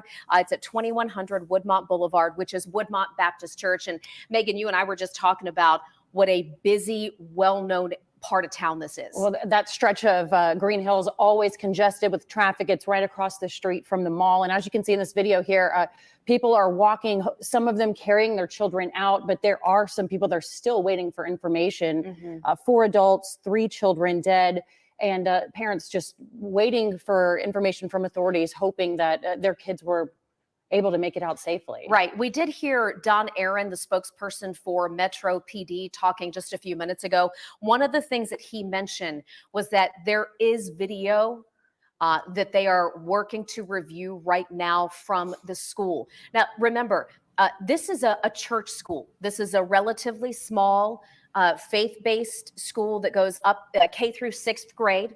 All right, so you've got little ones, 4 or 5 years old, all the way up to maybe 11, 12, 13 years old. You mentioned about 200 students there at that school-based church. And the video will help police understand how this happened, but the why, of course, is going to take time, and we may never fully understand. Now, let's get out to Caitlin Miller. She's live at Vanderbilt Medical Center, where some of those patients were transported. Caitlin? God, I couldn't imagine seeing those kids come in shot like Yes, that. we're outside at Vanderbilt University Medical Pardon Center these right schools, now, where man. officials are being told that most of the patients are being transported. Now we continue to hear sirens, Metro Police, and ambulances come through the area. Again, we can't confirm that that's directly related to the shooting, but I'll step aside so you can see what's going on right now outside of the emergency room. Not much activity right now, but like I've been saying, we've seen consistently Metro Police cars and ambulances coming through the area. We did reach out to officials to see what is the latest with more patients involved, but Metro Police did confirm that at this time, 3 children, 3 adults, and the shooter are now pronounced dead. And we will keep you updated out here as we hear more. For now, reporting live outside of Vanderbilt, I'm Caitlin Miller, Fox 17 News, your Code Red station. All right, and news just coming in. Let's go out to Kelly now. Kelly Avellino, she's out at the scene with the very latest from there. Kelly. Well, we are standing outside of Covenant Elementary School here, where an active shooting took place this morning. Heavy police presence continues here as vehicles are now exiting the school property. I can tell you we have confirmed that, very sadly, 3 children have lost their lives. An additional 3 adults have lost their lives. And the shooter, we're hearing reports that the shooter was a female, was also shot and killed by police. So at this point, we have 6 victims from this shooting. Again, 3 adults and 3 children. Those children were transported to Vanderbilt Medical Center, Children's Hospital, and they succumbed to their injuries after arriving at the hospital. If you take a look down this way, you can see a very large police presence, all types of first responder vehicles here on Harding Place, which is the road here right in front of the school. This has been the scene all morning long since we have gotten here. You can see some traffic is being allowed through, but very little at this point. Other nearby schools, we are confirming, have been on lockdown. We have multiple agencies on scene, including Metro Nashville Police, as well as the ATF and other agencies working to coordinate this investigation. I'm just going to step out of the way here as these vehicles are driving back up the road here into Covenant Elementary. It is a preschool through 6th grade private Christian elementary school. And again, as we are here taking it all in, there are 6 victims at this point, 3 children and 3 adults. I did speak to one neighbor who told me at about 10:15 or so, she heard about 5 gunshots from her home right across the street here. She says momentarily, within moments, first responders were on scene, and there was a lot of action, a lot of people running around, swarming the top area of the parking lot. She then heard more scattered gunshots, and we've been getting more information at this point from officials. There is a reunification area for Covenant Elementary families to pick up their children not far from here. We also know we are awaiting a press conference from Metro Nashville Police to learn more details about exactly what happened here. But again, we know that 6 people have lost their lives, 3 of them children, students here at Covenant Elementary, 3 of them adults. And the shooter, a female, we're told, was also shot and killed by police. I'm going to send it back into the studio for now. All right, Kelly, thank you. And just to recap, the initial call came in the 10 o'clock hour, just 2 hours ago. Nashville Fire tweeting out that they were responding to an active aggressor there at Covenant School, which is a Christian school in Green Hills. And then what we would go on to learn from both the fire department, from Metro Nashville Police, from the TBI. I mean, we have got every local, state, and national agency that you can think of on this case right here convened in Nashville. And this is most certainly, not the reason that you want to have to bring you this kind of coverage, but unfortunately it has happened here at home. Now, I want to point something out as we kind of get a reset here for you. in case you're just now starting your time with us here, 3 children at Covenant School in Nashville and 3 adults killed in this shooting. We do have one other death, which brings us to 7, and that is the suspected shooter. Now, according to Metro Nashville Police, a young woman, they've not given us her age just yet. They said perhaps a teenager, came into this school through a side door this morning, armed with 2 assault-style rifles and 1 handgun, went into the first floor of this school-based, church-based school, went up to the 2nd floor, and was shooting the entire time. Finally, agents come in, they respond. He wasn't and shooting the entire killed time. the suspected shooter there. And when they did engage with the shooter, we learned that one officer was injured. Right now, they're reviewing that police tape to gather some more information. From there, we know that alerts went out to parents of the school. They set up the reunification where parents are able to come get their children and obviously get them to safety. Of course, there are parents of 3 children that are going to get the worst news of their life today. And I was just, Megan, you saying that made me think about all of the other families who will never be the same. The families whose children survived to. Okay, I'm gonna interrupt here and cut their audio and leave this going in case something. They're social justice warrioring right now, and I don't need that. I don't need them to tug on heartstrings.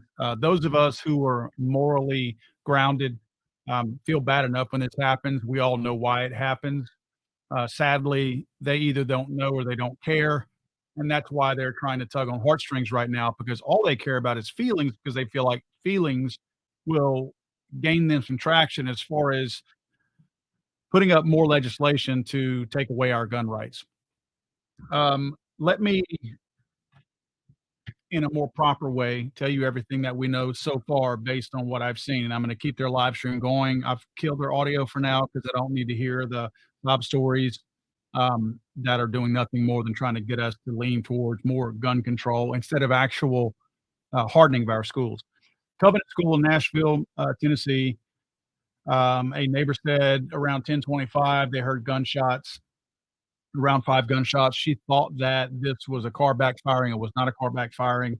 Shortly thereafter, she saw SWAT people and saw heard additional gunshots. It would appear that it is a female, a teenage female. And at this point, it's kind of unusual. I think this is a really good argument for the whole gender thing.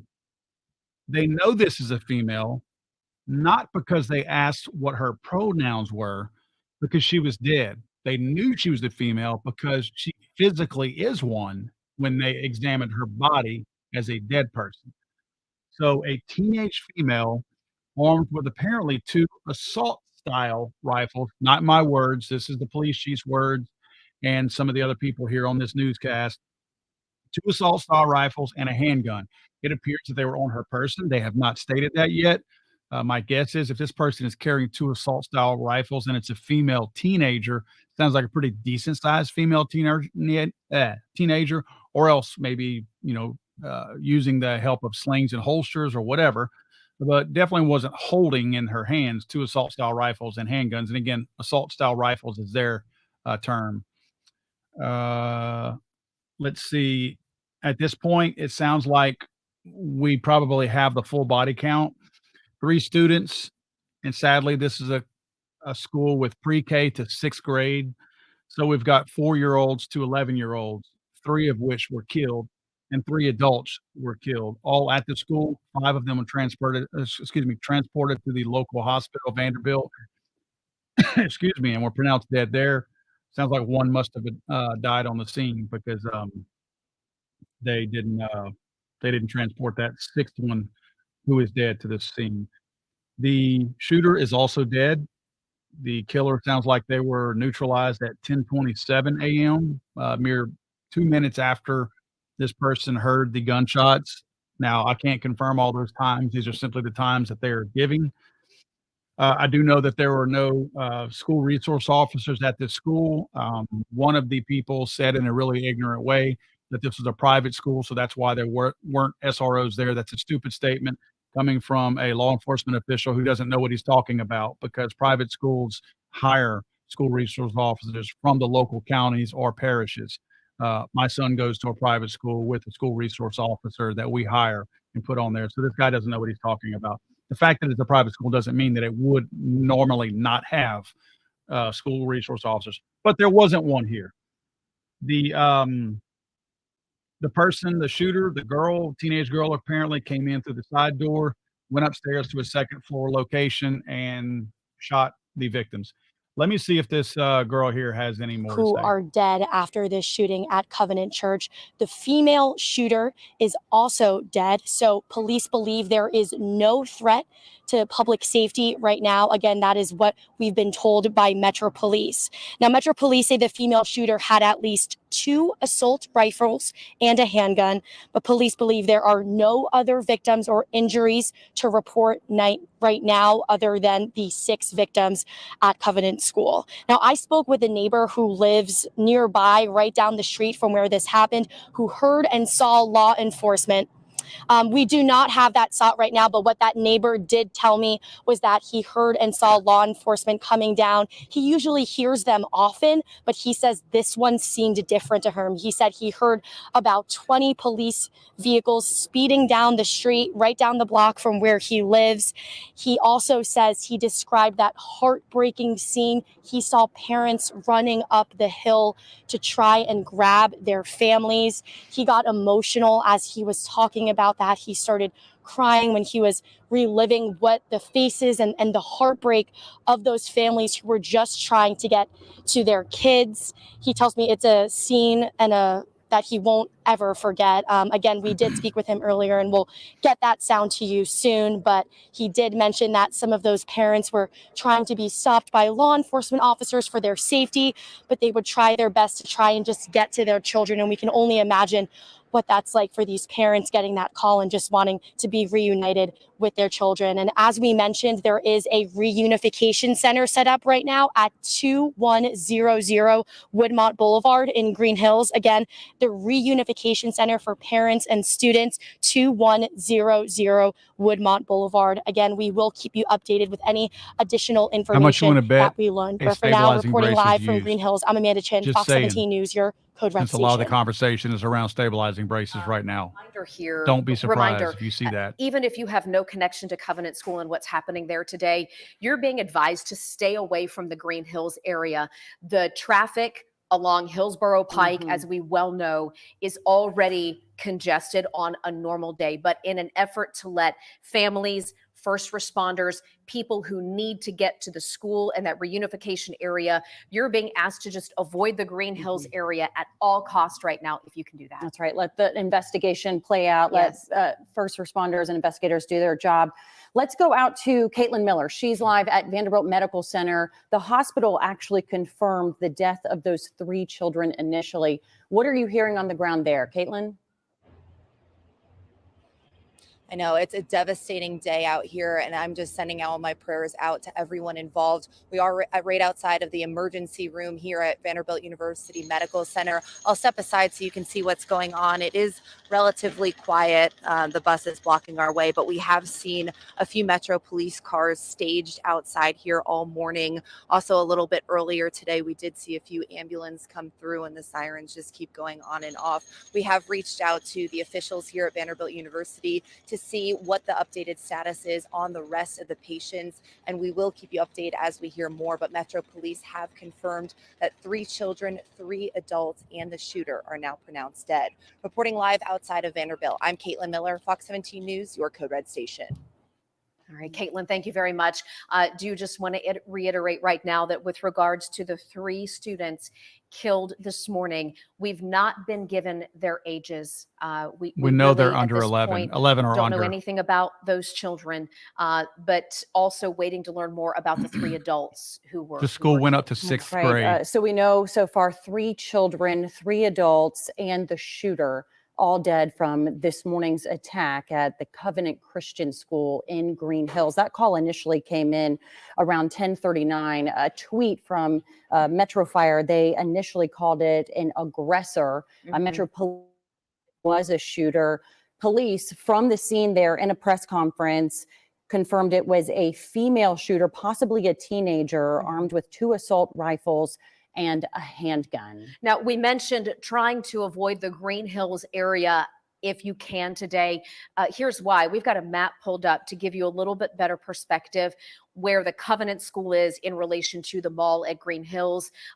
You've also got landmarks like the Bluebird Cafe just down the street. So the Covenant School would be, if you notice on the map, where I-440 runs along I-65 there, you can see it is just, I don't know, what would you say, maybe if you were to look at like 7 or 8 city blocks away, right? It's not very far off of Hillsborough Pike, which is the main road through there. And then we've got Woodmont Boulevard. I was trying to see if that's on our map here, but Woodmont is where we've got the reunification center. Oh, I see. Okay. So Woodmont is just underneath of that blue on the other side of the mall there. Label there by the mall. Yeah. So that's where they are trying to get parents, grandparents, loved ones reunified with their students, their children. About 100 people transported to that reunification site, waiting to get back together with their family. I was listening to the fire scanner, and police were trying to give the kids snacks and keep them calm until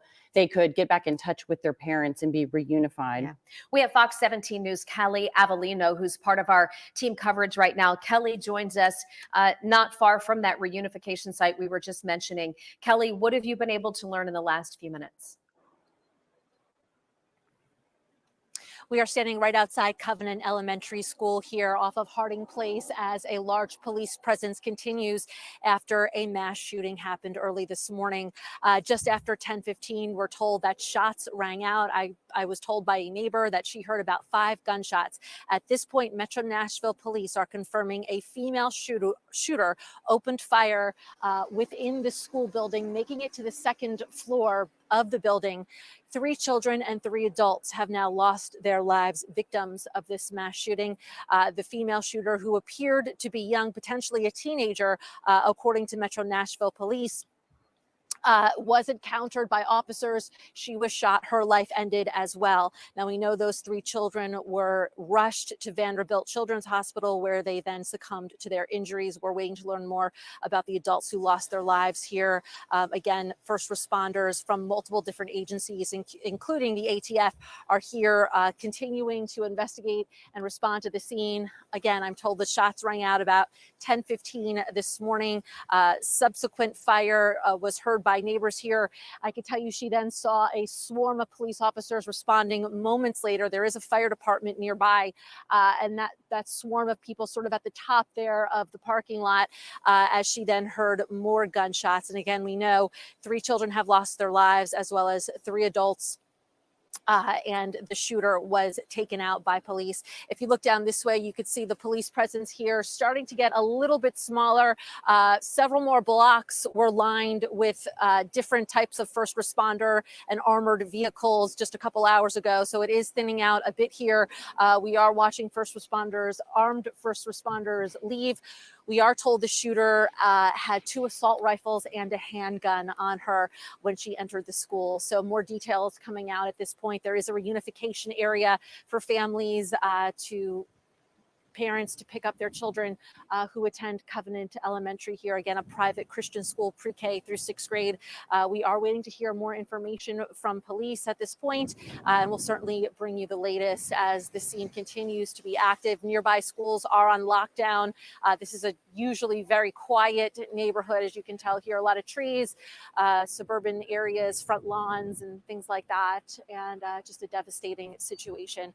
So we are going to continue to monitor what's happening on the outside of the school here, and we'll certainly bring you the latest information as we get it.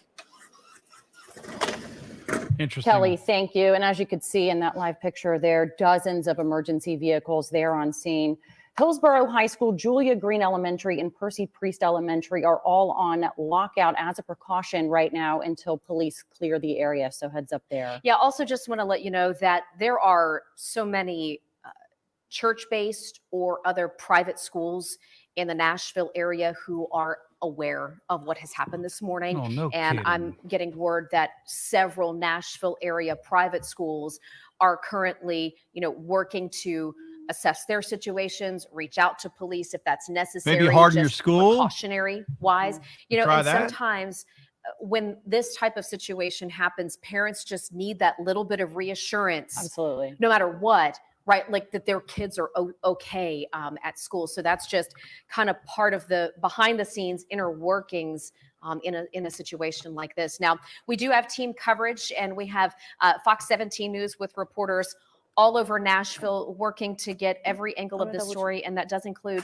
Fox 17 News' Jackie Del Pilar. I believe we got Jackie on standby, ready to go right now. We are here at the Reunification Center, where families and loved ones are coming from all over the area to reunite in this safe space. I'll give you a look here at what I'm seeing.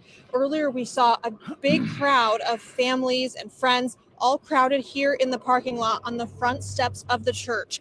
When I first arrived, there were 3 school buses here with folks streaming off of the school bus. Guys. I saw a lot of hugging, lots of tears, lots of emotion here today. When I first pulled up to the scene here, I parked across the street and a car pulled in front of me, and out came a father and his daughter. His daughter looked to be a preteen. She was wearing the school uniform. She was crying, and her dad was consoling her. They were coming here to meet up with surely their classmates and their loved ones here, and it really just gave me that sense. It really just hit me, wow, what a extreme tragedy we have on our hands here. I've seen lots of police coming back and forth, not only coming here but just in this general area, making sure that One point that I want to point out is not just that it being a female shooter is statistically unusual. It's also extremely unusual because that's not the typical makeup of a rampage killer. It's just not. Most of your rampage killers, uh, based on what they are, male and female, have different types of makeup, DNA, chemical makeup in their bodies and things like that. Females, if you're starting to look at like dopamine and serotonin and things like that, again, I'm trying not to get off too far into the weeds, but it's very, very unusual for females to react the same way in these types of situations. That's why you typically will see more reactionary stuff from guys, males, boys, young men, and men. It's just the way it works. Also, you have, based on numbers, actual statistics, fewer females who are on all of the mood altering drugs. It's a statistical fact. That's not just me saying that. Less girls are put on ADHD type medications and psychotropic drugs and things of that nature. All of that has a hand in this. Somebody in the comment section mentioned a short while ago, and I'm not sure I can disagree with them. That's possible, based on once all of the information comes out on this, that you might find that this person was sexually abused or something like that. Again, I'm not throwing that out there as what I think, but somebody else pointed that out, and it's got to be some kind of life event that made this person do that, because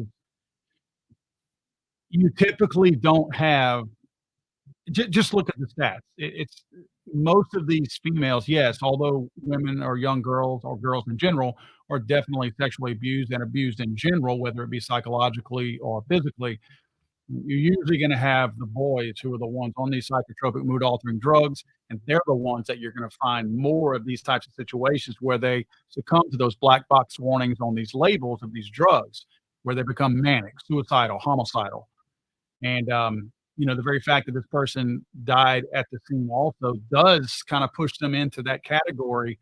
Again, of the book I wrote, How to Make a Monster, where it talks about that devil's triangle that I call it, where you have coming from a bad home, psychotropic drug overuse. And I stress overuse because I know psychotropic drugs do help a lot of people, millions of people. But millions of people are on them that don't need to be on them. They're over medicated in many cases. And of course, they're bullied in a lot of cases. I think you're going to probably find some of those same things here, especially since this was a teenager. We know how cruel teens can be. Who knows? Again, I'll tell you what's a little unusual to me is that as many people were at this school, there were 3 kids shot, 3 adults shot. This person had, according to news reports, 2 AR style or assault weapon style rifles and a handgun. Only 6 were shot. Unless they had a 6-round magazine, they could have shot a lot more people in a school setting, basically a closed setting, shooting fish in a bowl. You hear it all the time, in a barrel, I mean. So, again, I'm not trying to make light of this. I'm just trying to say this is very unusual statistically. We just don't see females usually in this type of situation. The fact that there is one there tends to make me think that we have another life-altering thing that probably happened in this girl's life. Now, I'm not saying that's an excuse to go shoot people. I'm not implying that. I'm telling you there are triggering events that in a lot of cases set these type of events off. And it sounds like there's probably something that we're going to hear more about at some point that probably pushed this person to that edge. And again, not saying that is an excuse. Many people are pushed to the edge on a daily, minute by minute basis and don't do something like this. I would also like to point out that, as I state time and time again, we need to harden our schools. This killer entered from an unlocked side entrance to this school and met zero resistance, and there were no school resource officers on this campus. Yes, it's a private school. Private schools hire private security all the time. We actually have a parish sheriff's department SRO, school resource officer, at my son's school, which is a private Christian school that he goes to. We hire that person. So let me see what this lady has to say. Erica. Well, Jennifer and Megan, so many of us have so many questions right now. And just a couple of minutes ago, Jen, you said that parents and teachers and loved ones and those living nearby are looking for some sort of reassurance. And a lot of them are going to social media trying to find out, hey, is my nearby school, or I send my child, is that school on lockdown? Because we are seeing situations like that. So what I'm doing right now in the studio here at Fox 17 News is I'm going on social media because, of course, now you're hearing from state and local leaders who are sounding off, letting us know what they think about this and also what they're doing as a result of everything that's going on with the breaking news. I have behind me right here Governor Bill Lee, who tweeted out at 11:59 this morning, I'm quoting here, "I am closely monitoring the tragic situation at Covenant, and the Tennessee Department of Safety and Tennessee Highway Patrol are assisting local law enforcement and first responders at the scene. As we continue to respond, please join us in praying for the school, the congregation, and the Nashville community." So again, this is Governor Bill Lee tweeting this out at 11:59 this Monday morning. And of course, we've gotten so many updates since then. And we've also seen a lot of local leaders, Metro Council members, who are sounding off from their parent perspective, talking about how they feel as a parent and getting really emotional, to be quite honest with you. I'm going to continue looking through social media because we want to share those updates from you, and including some videos that we've gotten from people who are in Green Hills. This morning I was looking, and as soon as they saw all the officers go by, people said, "What is going on?" tweeting at us. So we're going to continue sharing your updates on social media and hearing from local leaders, and we'll have so much more throughout this afternoon and evening, and of course tonight. Yeah, Erica, it's interesting that you mentioned that. I was on the phone with a mom friend of mine as I was on my way to the station, and she and I were talking, and she said, "Oh my gosh, there goes 1, 2, 3, 4." She was counting the THP cruisers that were flying by her office as she was talking to me. And, you know, that in and of itself can be unsettling, but to know that this Monday, March 27th, is now going to be a day that sadly, you know, we'll never forget here in Nashville. One of the things that Okay, we they're have not talking about seen- news now. They're talking about emotions. I'm not really interested in their opinion on emotions. I don't tune into them for that because they all read from the same rule book. I'm more concerned with things that are actually happening. For those of you that do not know, we have 3 students. This school is a pre-K to 6th grade. So we've got essentially 4-year-olds to 11, maybe 12-year-olds at this school. 3 of whom have been murdered. 3 adults have been murdered also, all done at the hands of allegedly a teenage killer, female killer. Very unusual to have that. They were very, very quick. They're starting to check their boxes off, guys. They're checking their boxes off as the mainstream media and at the White House. They're stating that it was 2 assault-style rifles. Now, they could be Mini 14s. They could be an MP5. They again, heck, for that matter, it could be a Ruger, 1022. But nevertheless, they're going to call them if they look scary. They apparently were black, the guns. So they're saying 2 assault-style rifles and 1 handgun. I'm going to stand firm in my prediction that if you want to see some coincidences, if you want to see some, wow, that's kind of weird moments, let's wait and see when they say that these were AR pistols with stabilizing braces, because we've got a lot of buzz going on right now. The pro-Second Amendment community is winning the battle when it comes to the stabilizing brace ruling that the ATF put out. We're winning that battle. We're winning it in the court system. We're winning it in a court of public appeal, because the public certainly is behind what we stand for, not what the ATF has done. The ambiguous stuff that the ATF has put out in this ruling, everything shows that this ATF ruling, with the stabilizing brace ruling rather, is crumbling. So if we see that these 2 ARs, that somehow this young teenage girl, young female, I know the implication is that women can do everything better than men and women are stronger than men. That's what they would like to think. But we do know that they're not, right? We do understand that, right? We understand that women are not physically built the same way as men, so they're not as strong. I want you guys to think about this.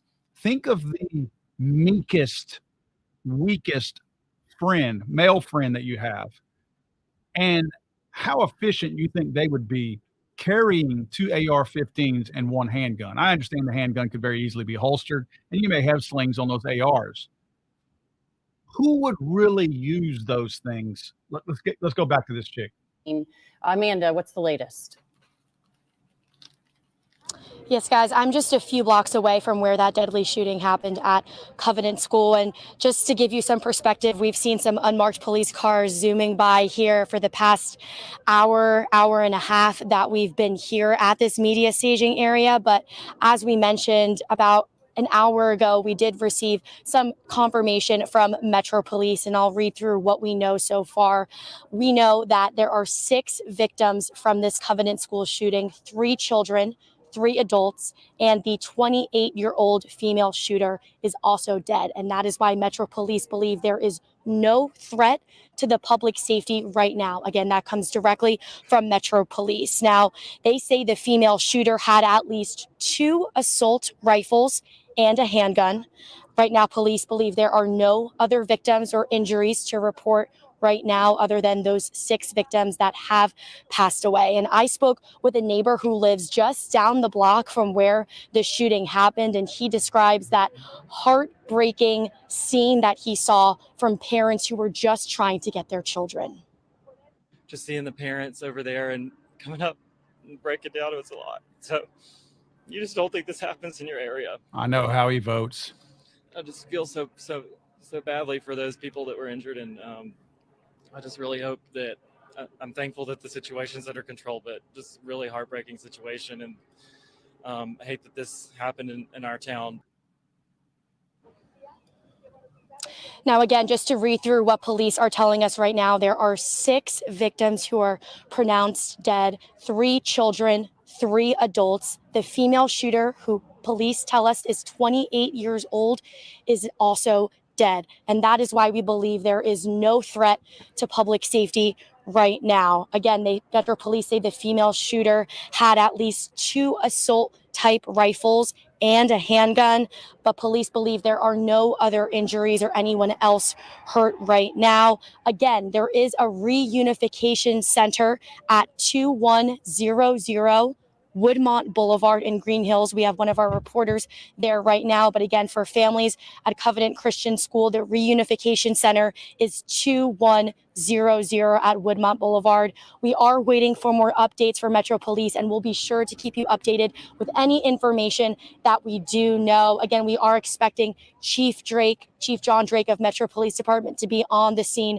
shortly. Again, we will keep you updated as this is a very active and early investigation. Reporting live for Fox 17 News, I'm Amanda Chin, Fox 17 News, your Code Red station. Amanda, thank you. Just sat down. Megan got up. I appreciate your coverage all day long. We were just talking off camera. And something as I've been watching and listening to all the things that have been happening, more than the nuts and bolts, is now you start to speculate. Who was this woman, this 28-year-old woman that came into the school? Now, right? What is her connection, if any, to the school? And we were talking about the other schools in the area that were on lockdown and just discussing that, of course, initially you wondering, is this part of a larger effort? And you mentioned the other private schools in town being, maybe probably going on lockdown, locking their doors, increasing security, wondering, because you don't know early on. Right. Well, and I will say this.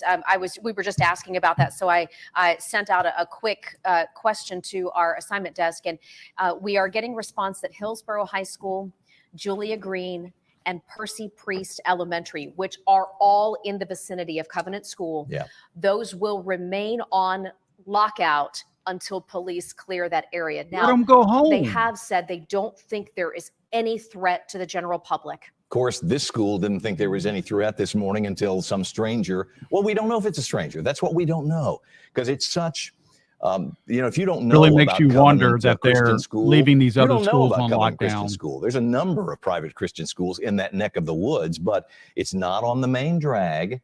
So it's not like, oh yes, I drive past that all the time. No, you don't. It's not on. Let me point this out real quick. The fact that the news media only tells you either what they want you to know or what local officials want you to know. The fact that they still have these other schools on lockdown, if they were 100% sure that they had the only shooter in this situation, these other schools would either be going home for the day or they would be back in school, not in a lockdown. This tells me that there's something else going on. It could be, without trying to speculate too much, I don't like doing that, but I know that with the other schools still on lockdown, that is not typical. That is not typical. When you know you have the threat neutralized, you don't keep other schools in the general vicinity on lockdown. We know this, guys. That's not me speculating. Something is not right. Something, maybe it's religious, and I'm not saying what religion. I'm not making it about that. But if this were a religious thing, they may think that the spouse or somebody else could still be out there. If they've now identified this person, obviously they probably are going to her home, trying to figure out where she lived to see if there was anybody else. I'm just saying, it's a little bit unusual that we still have lockdown. So let me bring you back to the audio. New. All we learned as of now is what Metro Police were saying, which three Yes, they children, admit it 3 was 21 adults, years and the old. school shooter were pronounced dead. We are outside waiting to hear more from officials, updates on these patients, because we were told that most of them were transported Good right point, here Juggernaut. to the You're emergency exactly room right. at Vanderbilt University Medical Center. I'll step aside so you can see what we're seeing right outside the emergency room. As you can see, there's not much going on right now, but there have been a few Metro Police cars staged outside here all morning. And earlier this morning, unfortunately, we did see quite a few ambulances. The sirens kept going on and off. And I just can't imagine being that parent or that family member getting that call this morning to have to head to the emergency room to see the status of their child or a loved one. So my thoughts and prayers really go out to them. And again, we are reaching out to officials here at the Vanderbilt University Medical Center to get an update on these patients. Reporting live outside of Vanderbilt, I'm Caitlin Miller, Fox 17 News, your Code Red station. Caitlin, thank you. And as you guys have mentioned earlier in our coverage of the Reunification Center, 2100 Woodmont, which is at Woodmont Baptist Church, one of the largest churches in our city. And hopefully by now, all those parents have gotten the news and been reconnected with their families. I sure hope so. Yeah, we've had our live reporters in that area. We've had Jackie Del Pilar and Amanda Chin, and it did at least appear from their vantage point that most of the families have now picked up their children and filtered out. What we're seeing now at those locations are the first responders and the investigators who are still very active. And we know that a police officer was injured. Presumably the police officer, because now, they all have marching orders. We don't wait when there's a school shooting down, trying to figure out what to do. And those were the marching orders before the horrible, tragedy at Uvalde, Texas. But you move in, you immediately try to That wasn't the engage. marching orders And at apparently Uvalde. that worked in They terms screwed of up. neutralizing the threat. But a police officer was injured in the process. Right, and we're Meryl waiting Lewis. for news to Doesn't find make out how that sense. officer is now too. Right. And when we heard from Don Aaron with Metro PD last, I'd say within about the last 30, 45 minutes, he did say that they would effort another update for us very quickly. So we're waiting on that. But in the meantime, we do have Fox 17 News, Erica Glover. She's here with us in studio, and she's been combing through some of the comments and updates on social media. What have you seen in the last few minutes? Well, Scott and Jennifer, there are so many comments, so many videos and emotions that are being shared on social media. A lot of folks who live nearby in that area who were sharing what they heard, what they sound, or what it sounded like when you heard kids that were yelling, when you heard cops that were just driving down this street, things that folks in that area simply do not hear, right? At any point. So I am keeping a close eye on social media. I know that we shared the tweet right behind me here from Governor Bill Lee that came in at 11:59 this Monday morning. And he was talking about how they were going to continue responding and how they were joining together and praying for the school, the congregation, and the Nashville community. I'm also going to read this tweet that is coming to our newsroom from Nashville Mayor John Cooper. And I'm quoting here, "In a tragic morning, Nashville joined the dreaded long list of communities to experience a school shooting. My heart goes out to the families of the victims. Our entire city stands with you.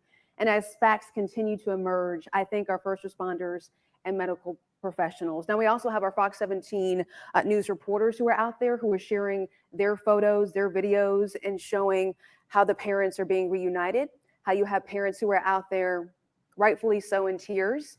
I know that this morning I was in an area where I was with a woman whose neighbor works at that school, whose neighbor has 2 children who are also at that school. And of course, she was choked up and asking me questions. And right now, so many people don't have the answers that they're looking for. And that's what we're trying to get some more information for. So we're going to continue going through social media and giving you those updates. And you can always go to our Fox Nashville Twitter, Facebook, Instagram accounts to get some of those updates as you continue looking on your phone and scrolling through social media accounts. Erica, thank you. You were talking about that mom who was in that dreaded in between, right? Where you don't know and you're wondering, is this my child? You just something has happened.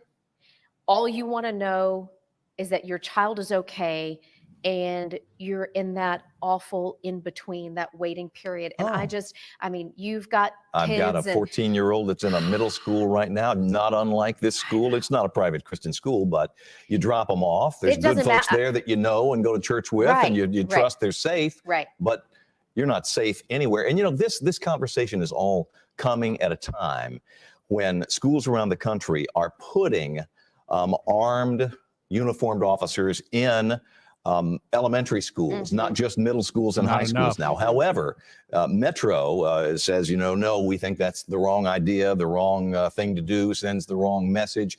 This is a private school, a lot fewer kids, certainly fewer resources. Must have a I Democrat-appointed the Metro police chief. conversation will change after this. We talked about Adrienne Battle, the school's director. She's been, diametrically opposed to doing this. I have a feeling after this, the school board will feel differently. Well, there's no question that as we speak right now, there are schools all across Middle Tennessee that are gathered probably in the conference room of their school, whether it's elementary, middle, or high school, and they're all coming together saying, what are we doing? Is it enough? What are we doing? And do we need to do more? And it doesn't matter whether you're public school, private school, church-based school. I mean, these are the concerns of every parent, every staff member, every administrator. Harden the school. Who ultimately does feel that responsibility for keeping children safe. And at the end of the day, as parents, you feel somewhat helpless, right? Like you get your kids ready in the morning and you send them off They're out of your care and control. And You assume, hope, pray they're going to be okay until you get them back. So, and we know, to Erica's point, that you have so many questions as we do. As do we, yeah. And so we're working to get those answered from Metro PD. They told us that this shooter came in through a side door. Unlocked What side do we door. know about that? Was able to go through the first So floor. many schools are locked now. And, even as Right. parents, you got to go to the front door. You got to push the button. You got to talk Right. to them, let them see you, engage. Right. However, we don't know that they have the same level of security at this place. And, we don't know what level of access this person may have had. Is this Well, person an insider? We don't know. Sure, and hopefully the video that exists from in and around that school that Metro Police has said does exist, hopefully that video will give us Tell some of that those story. answers. Yeah. Right now, let's go back out live to Fox 17 News' Jackie Del Pilar, who is at 2100 Woodmont Boulevard, which is Woodmont Baptist Church, that reunification center we've been talking about.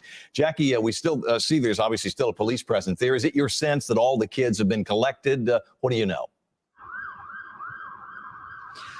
Yeah, Scott, just in the past, I'd say 15, 20 minutes, we've seen more and more families leaving the church. Initially, this church here was established as the Reunification Center, a safe place for families to come and reunite with their children who were at the school.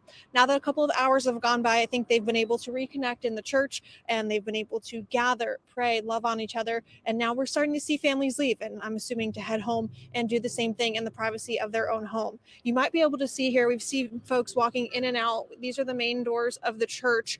We've seen families coming out, arms wrapped around each other as they walk down the steps and find their cars and head home. About 15 minutes ago, we saw a girl, probably about 12, 13 years old, come down the steps, and she was in her school uniform, and she got to the bottom of the steps and she just stood there. She had her arms crossed and her head down, and you can tell that she was just trying to process what was going on. Just extremely emotional time here. I can't imagine what these families are going through. You can see here there's still a lot of cars in the parking lot, which leads me to believe there are still hundreds of families or hundreds of people inside this church gathering together. In tragic times like this, the best thing we can do as humans is get together and love on each other and share our support. And that is exactly what is going on inside this church here. I've seen folks out here outside hugging each other and crying together, grieving together, and then they're leaving and, like I said, coming in their cars and headed home. We were in the parking lot earlier, and the lead pastor came out and spoke with us briefly. He said that these families are grieving. He said that they were upset to see us here. Obviously, I completely understand that, and so we scooted off across the street just to give them a little space, but we are still here to bring you updates because this is of vital importance to our community right now. I've seen children of all ages. I saw a family come out with a father carrying what looked like a toddler, who I assume is a sibling. So we know this is impacting not only the children who are at the school today, but their families, their loved ones, who all are grieving together and just trying to process this complete tragedy that we experienced today. And this is a big church. There's a lot of doors. We've seen people streaming in and out from all different angles. We see there's police on the entire perimeter of the property at every entrance. So they are welcoming families on the way in, making sure they know where they need to go and what they need to do. The fire department is staged here as well in case anyone needs any medical attention. As far as I can tell, there's not been any medical emergencies here, but they are here on standby. We know it's a stressful time and you just never know what can happen. There's cases of water bottles out here if people need them. And throughout the day, we've seen police streaming up and down the road with their sirens on because it just still is just such an active situation here. But like I said, Scott, there are families starting to leave. I think they've been able to kind of gather here, collect their belongings, get their bearings, and now they're headed home to try to grieve together and unwind in privacy. So we're going to try to talk to some of the families if anyone is willing to talk to us on their way out. Otherwise, we're going to give folks space and give them what they need as they process this difficult time. But we will be staying out here to keep you guys updated throughout the day. Reporting live, I'm Jackie Del Pilar with Fox 17 News, your Code station. Jackie, thank you. We're continuing to, get the notes from folks that we know and texts and what have you. They're just sort of learning the situation. There may be people at home that are getting bits and pieces of this. Why don't we take it from the top and tell everybody the timeline and what's happened? Yeah, let's do it. We're going to set the scene for you, kind of take a breath and reestablish what we know so far. If you are just now joining us, Jen Waddell, Scott Couch, we've come together for this special edition of breaking news. Right around 10:15 this morning, got reports of shots fired at the Covenant School in the Green Hills neighborhood of Nashville. That's right. The Burton Hills area over there, just past the mall. If you're headed, out of town toward Williamson County on Hillsborough Road, we learned that 3 children were killed and 3 adults. And for a time, we were told that the shooter was down, the shooter was dead. This is a map of the area, kind of giving you an indication where everything is. You see 440 at the top of your screen. Well, headed down Hillsborough Road, which is right through the Green Hills, where it says the mall in Green Hills. The road, runs right through there, and then you see the relationship between. Guys, I'm going to catch back up with you in a little while. I'm going to leave this stream going. As coincidence would have it, I have to go pick my son up from a school that has a school resource officer. I will be right back. It doesn't take me long to do that, but I will be come back and we'll pick this up from there, continue the conversation. Hopefully you guys will hang around and continue the conversation in the comment section. I'd love to know what you guys think, and it's something that I definitely want to hear your thoughts on here in a little while. Thanks, guys. To be a teenager. Correct. A 28-year-old woman from Nashville who police shot and killed. Police confirmed that she came into the school with 2 assault-style rifles and a handgun. Teams swarmed the school and, as they put it, neutralized the situation. They shot and killed.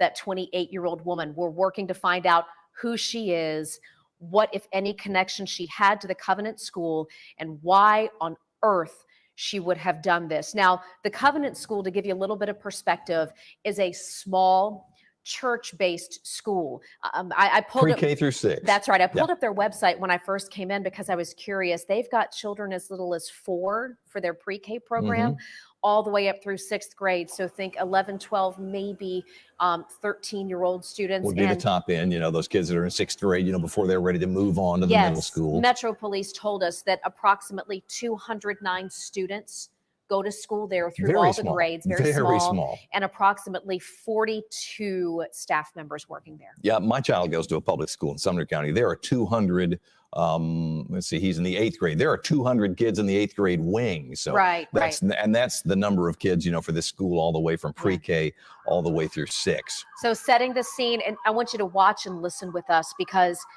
this is video just into the Fox 17 newsroom. That's just off of 440. In fact, where people are, in fact, Megan used to live off that road that is on right now. Well, the name of the road escapes me. I think it's Skyline, or not, Golf Club Lane on the other side. Maybe it's Golf Club Lane on that side. Well, but I've been right there where you're trying to get to the mall, getting off. That's where you come off and head toward the mall. Oh, yeah. And it's a Scientist Church. What you can hear are all of those sirens. Like that friend of yours who said there's 1, 2, 3, 4. Yes. I mean, they were just counting them as they kept going by. So as we watch and listen, it's bad. When you see something, I don't know what happened, I know it's bad. Right. So as we go back to the school and we work to kind of set this for you so that you understand what has happened, we learned from police that after the initial calls came in, police rushed along with fire and other crews into the school. They did learn very quickly that woman came in through a side door. We're working to find out whether that door was secured. Made it up to the 2nd floor somehow, so we know there's multiple floors. Probably the classrooms are Sunday school rooms. That's what a lot of church, small church schools do, where they have Sunday school on Sunday, their classrooms during the week, and somehow there's multiple floors. She gets in and makes her way up and kills 6 people, unfortunately, before she is herself killed. We think about the impact here to our community. I mean, we can tell you, the bullet points and the facts and what police know so far or what they don't know. But at the end of the day, folks, we have a community here in Nashville who is hurting, who will never be the same. No. We have little kids. It's happened all those other places. Now it's happened here. We have little kids who are never going to go to school the same way again or see it the same way. And you think about... Safe? I pray some of them are young enough to be not understanding good. But that, blessing. You think about, the talks that they're going to have and why, mommy? Why, Dad? And just our Am hearts. I safe? Am I okay? Yeah, our hearts go out to all of those families who are going to have the unimaginable conversations and then the difficult conversations as we work through this as a community. Let's go back now live. We've got our entire team working on this in various ways. Fox 17 News, Amanda Chen is live. And Amanda, it looks like you're live right there on sort of Hillsborough Boulevard, just off of there, headed toward the school. Yes, Scott, that's exactly where I am. I'm just a few blocks away from Covenant School, and I want to give you some perspective of what's been happening behind me for the past few hours now. We've seen the TBI, we've seen Metro Police, we've seen unmarked police vehicles zooming by this area, just keeping track and trying to investigate everything that's going on. Now, I've also seen some families, not from Covenant School, but there's a school right behind me here, St. Paul Christian Academy. I've seen several families come up and get their children. Now, they have told me that they have been on lockout, which means that they don't want people coming in and out of the school. And one mother told me they wanted teachers to kind of do what they would normally do during the school day, and they didn't necessarily want parents coming up to get their kids, but some of them have been. And I spoke with a mother who did not wish to go on camera. She was with her 2 young boys, and she said, it was so hard for me not to come here and get my kids, but I wanted to respect what the teacher was telling me to do. She had her 2 young boys in her arms and said, I just want to get them to safety right now. Again, I'm talking about the school here, St. Paul. This is not Covenant Church. This is a school where several families have been coming to get their kids. And I also want to give you some sound and a person that we spoke with earlier who lives just behind me right here. Curran, if you want to move your camera to show this apartment building right here. I spoke with one neighbor who lives there who heard law enforcement and describes that heartbreaking scene of parents. Just seeing the parents over there and coming up and breaking down, it was a lot. So you just don't think this happens in your area. And I just feel so badly for those people that were injured, and I just really hope that I'm thankful that the situation's under control, but just really heartbreaking situation, and I hate that this happened in our town. As you can see, an emotional day for everyone, even those who didn't necessarily hear anything, but they heard those sirens. They live here. That man has been living here for 5.5 years, and he is just heartbroken, and something that he will never forget, hearing and seeing those parents running up the hill, just trying to get their children. And just a few minutes ago, we actually saw another family coming up. They were running up the hill. It seems like they were going to St. Paul School, again, just trying to reunify with their children. But we'll keep you updated with any new information that we have. But for now, reporting live from Nashville, I'm Amanda Chen, Fox 17 News, your Code Red station. All right, Amanda, thank you. Jen and I have just been talking about some of the images that are coming into our email. Viewer pics, people, these images that we're looking at and talking about, you can see the Green Hills Mall in the background, and children, groups of them, are actually making their way across busy Hillsborough Road, and sometimes to the open arms of parents. And these are children who are fleeing that situation. And I can see one hugging there. I don't know if that's their baby or not, but you hug any of them. And we're looking at them behind the scenes. What we want to be sure of is that there they go. We're careful. That's one of them right there. Yeah, we're careful in how we show these. I think we're good to show this one, but we have to understand too that this is still a very delicate situation with parents who are still trying to figure out what has happened with their children. And so we do want to be sensitive to that for sure. But yes, it's, this is the kind of thing that even if you don't have children, even if you don't have children in school, that just going to hit you the same way if you ever had a child, or if you knew a child had a neighbor. I mean, it's just it is an attack. It is an affront on all of us. And we've seen it happen in other areas. We're in the news business. We report on it. In fact, there was just one, quite frankly, it was in Denver last week. Right. And there was a reporter, Alicia Acuna, who's a CNN reporter, live reporter, and she's on the scene reporting. And we've been there. Thank God I haven't had that exact experience where that's my child's school, and her son ran out to her, and she essentially said to the anchors, give me just a minute. That's my baby. And I need a minute. What are you learning? Sure. Well, I was just thinking back. I told Scott, so feeling, thankful that we haven't had to talk about this kind of a breaking news story here in Nashville. But I was thinking back to when we covered the Marshall County, Kentucky high school shooting. That's right. Land between the lake area, and right, a student shot other students. We had 2 students killed in that shooting. And just to kind of reset for you here, we have 3 children and 3 staffers. I went food who are shopping at the confirmed dead supermarket. It in had the shooting rained at a the Covenant lot. School As this I'm morning. stepping into the Plus, place, the I just 28-year-old slipped woman and went who flying. police say was I found out responsible that I had a for it broken all. Now, kneecap. we just Morgan got and word Morgan from Metro didn't accept Nashville the Police offer from the that they're going to insurance give us company an because it update in was not what I about deserved. 10 minutes. That's And right, I asked my about attorney, I said, 1:45. why And would one of they the things even we're offer me hoping to that? learn, And he said, A, because we people want to know take it. whatever we can He learn says, about we're this not woman. taking it. Who are And we you? went to Where are you trial, from? What is your and the connection jury to this ruled school, in if my any? favor. Why in the I world would might you highly have done this? And you assume 100 if they know who times she is, they've looked at her social media, because sometimes people put a little manifesto on there, like, here's what my big gripe is. Or they learn that this person could be a disgruntled former employee. Or maybe it is a custodial situation where mental health issues are at play. Parents have been separated. One's got the child in the school. I mean, everything goes through your mind.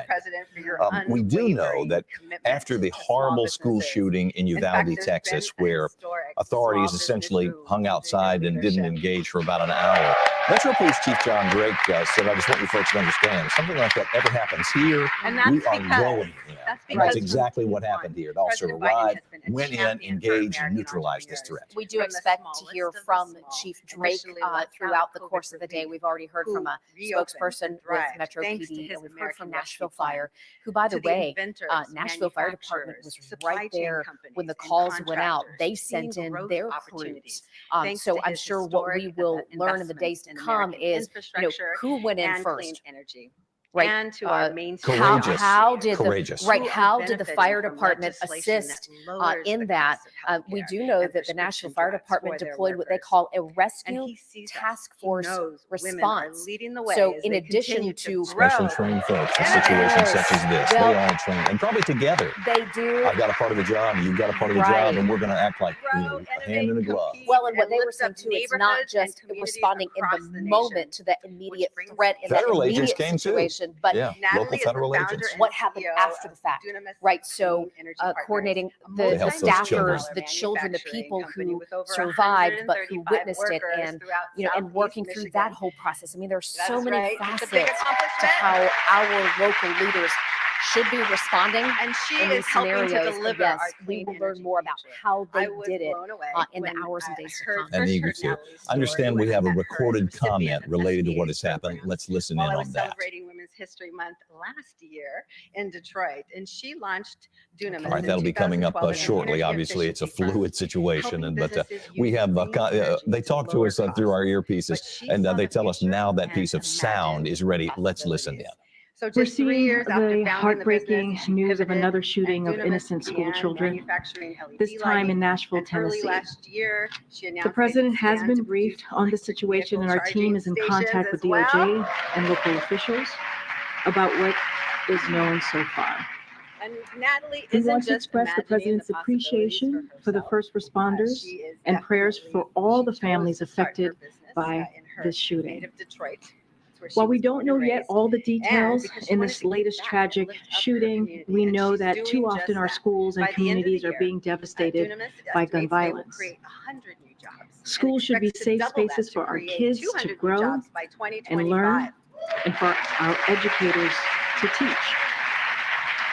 As you all know, President Biden has taken more action than any president in history on gun safety. From nearly 2 dozen actions, including the executive order he just signed last month, or this month, pardon me, to the Bipartisan Safer Communities Act legislation he signed into law after the tragedies in Uvalde and Buffalo.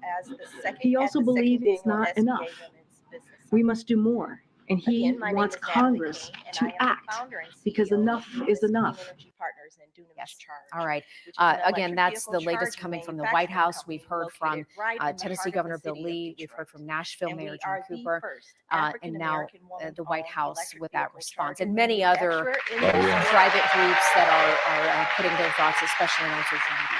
Just reading a note here from Congressman Mark Green. He says, Cammie, that's his wife, and I join Tennesseans in prayer for the Covenant School community Goes on to say our hearts are heavy with this senseless loss of life. So we know that all of our members of Congress has made it all the way to the White House already. And that's the world we live in today. Within a couple of minutes, no matter where it happens in the world, we're all clued in. They're all aware. By the way, it's 1:41 right now, Nashville time. The first calls about the shots that were heard in that area of Green Hills came out right around 10:15 this morning. So we're hours into this, but still working to get the newest, most updated information for you. And as such, we have our team coverage that continues right now with Fox 17 News. Kelly Avellino, she's just outside of the gates of the Covenant School. Kelly, tell us what you've been able to learn in the last little bit. And it made it possible for us to maintain our workforce. Well, the police presence here has really not thinned out over the last few hours. If you can see behind us, heavily guarded in front of the Covenant Elementary School here. It is a pre-K through 6th grade school. I spoke to one neighbor who lives right across from the building, and she says that about 5 shots rang out very quickly, consecutively at about 10:15 this morning. She says police responded within moments. There's a fire department very close to the school as well. She says she then saw first responders swarming the top of the parking lot here at the Covenant Church and elementary school. At that point, she heard more staggered gunfire. We now know 3 children have lost their lives, as well as 3 adults in that school.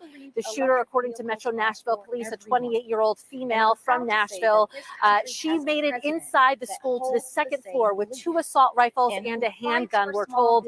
Ultimately, she encountered Metro Nashville Police, and they did take her out, stopping any more victims from getting shot in this mass shooting here. We saw armored vehicles, ambulances, many different types of first responder vehicles. We know ATF is here, as well as TBI, and of course Metro Nashville Police as they continue to wrap up their investigation. This will be ongoing throughout the rest of the day and several days to come, as we know, My name is Joe into Biden. any possible motivation here. I'm Dr. Just Joe Biden's absolutely husband. devastating. Many people tweeting out, I lending their Jenny's ice support cream, right now to chocolate this chip. community. It is the Green Hills community, a I very came down because I heard there was chocolate chip suburban ice cream. neighborhood feel here, I have not a where refrigerator full of anyone would ever expect think I'm something kidding. like I'm this to not. happen, as cliche as Ben, that how are you, sounds. pal? If you take a look One down of the road best here, guys this is in the Harding United States Place. Congress, You Ben could see Carter. those first responder vehicles still with their lights flashing, very much still an active scene here. Parents Folks, were reunited with their students or their children a few blocks away at a staging point, and we are waiting on Metro Nashville Police for more information. They're going to Are have your a kids presser all 4 of them? momentarily. So Well, as soon stand up, as guys. we hear from them, we will bring you to that live as well. And again, I did speak to a couple school employees who are now outside the school All I waiting want you to know, for their family like member you, to exit I the had school 2 as brothers, well. It's a 3 family in our that works family, at 3 the Covenant brothers Elementary and School 1 together, sister. and My they were very sister, unnerved and smarter just than tell all me of that it was a Not a moment of joke. disbelief when they heard the She used to be gunshots as 3 they years were younger than preparing me. Now lunches she's for the kids. 23 years So younger than just me. moments of shock right now, and the community She managed attempting every to one of my grasp what is happening. campaigns for office, Send it even back back into when I was the in high school. Kelly, thank you. You know, I one of went the to many same things that university, you 2 hope years to before she learn when something graduated like with this honors. I happens, we graduated. learned that they were true assault style rifles. Doesn't necessarily We mean had they a were simple automatic rule in the weapons, family. as well as a handgun. Listen You're to thinking, Val. okay, My sister were Valerie they is assault incredible. weapons? So Was it an guys, assault style nice to your weapon? sister. What kind of You're gonna need her. capacity in terms of You're gonna bullets need her. did you have? Because I that's how promise. many people It's could the have same been lineup. killed. You're the oldest. How many? You know, how many bullets you number have? 2? You'll have to Number forgive 2? me for just a Who's second number here. 3? What's You're going on? twins? No, You guys it's we're twins? fine. We just found Okay. out that a friend of a All right. friend's This daughter was that wasn't lost our outfit. today, and Well, so I'm so glad to see you just all. Thanks for you coming know, with at Mom, the end of okay? the day, these are You families gotta and these take are care of your children mom. and they're shattered. Guys And are much harder to raise. how do you explain, right, to your family members, to your friends, to your church Before I began congregation, to speak, to the your reason I children, spent a to little other time with the students, to kids, teachers that I just want to you know, speak that very you briefly about the school shooting in pull Nashville, yourself back Tennessee. together and move forward after something like this. And You know, we don't have the Ben words, and I have been doing right? this I our mean, we whole just careers, it Just some of the seems. questions. don't have And, the words for what just, so many people are going sick. through right now. But You know, we're just still want you to gathering know the that facts of what as happened and parents why. or soon to be parents and And people, we do know that you know, as who of have those same now, connections, there are a we number of are just people going to who lift you did up not in come- prayer did not make it, and do what we can to including be there for children. our community. I mean, we're all a part of this heartbreaking, community. Scott, you've been here for family's decades. I worst mean, nightmare. you know I so want many to commend the police people for who have, responding you know, Incredibly lived swift, through within trials and minutes, tribulations, in and you've advance. shared their stories. It's And horrible. Some of the connections you make. Why are we friends? We met in tragedy. We met because your daughter was tragically murdered, or we met because your brother was murdered, and we've been friends for the better part of 30 years. But we were connected by tragedy. just know that when we're up here and we're telling you about all the facts and the figures and the updates and the news conferences, that this hits us too, because we are part of your communities and we're part of your families and friend So I groups. call on And Congress again just, to pass my assault weapons. you know, saying, It's a small world. special You know, prayers you for talk all. about degrees of separation, Yes. kind of the Kevin Bacon game.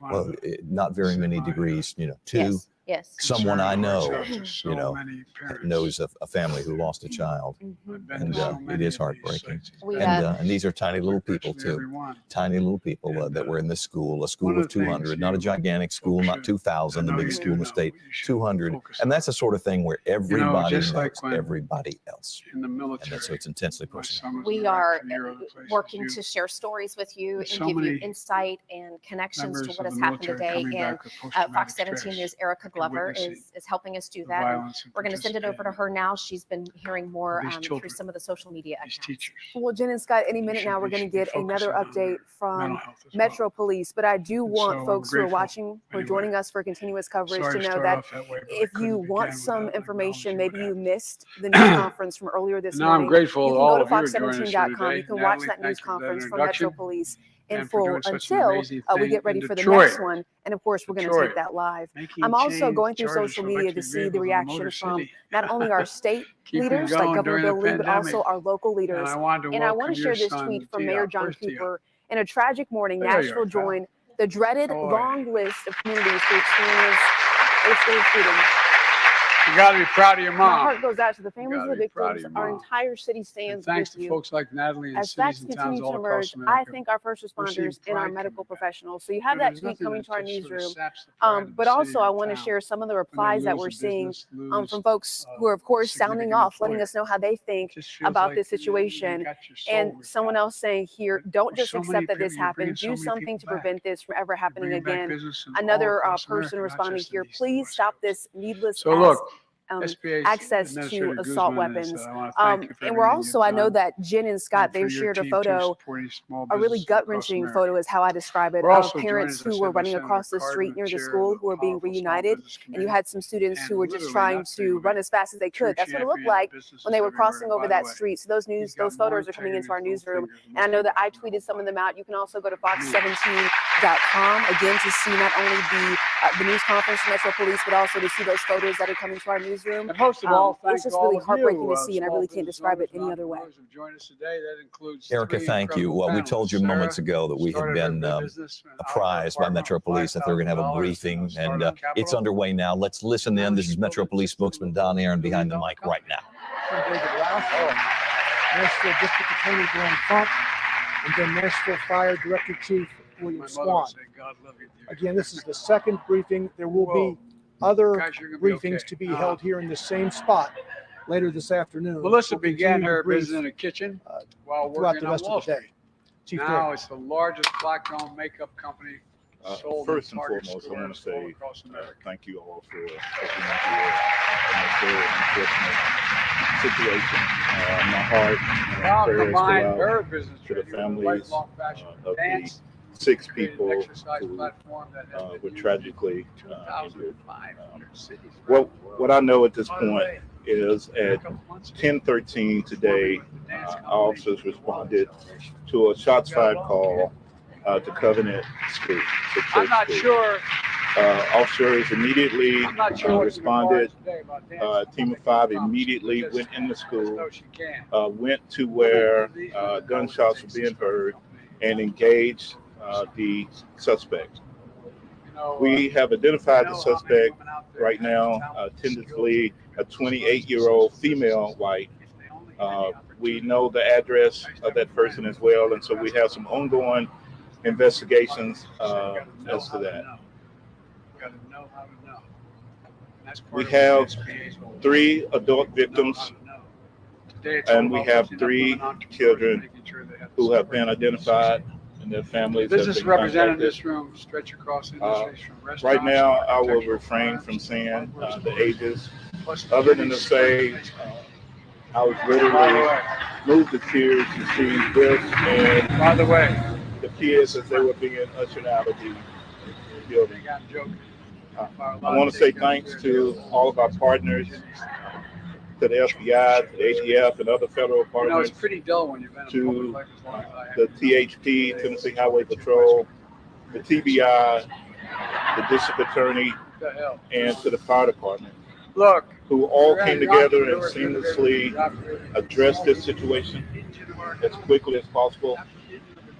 I've already gotten a request from the national media 12 about million businesses a across great America. response. We're still assessing that as well. But what I can say and what I've said before 40%. is that whenever I hope that we would never have this situation, that if we ever did, we would not wait.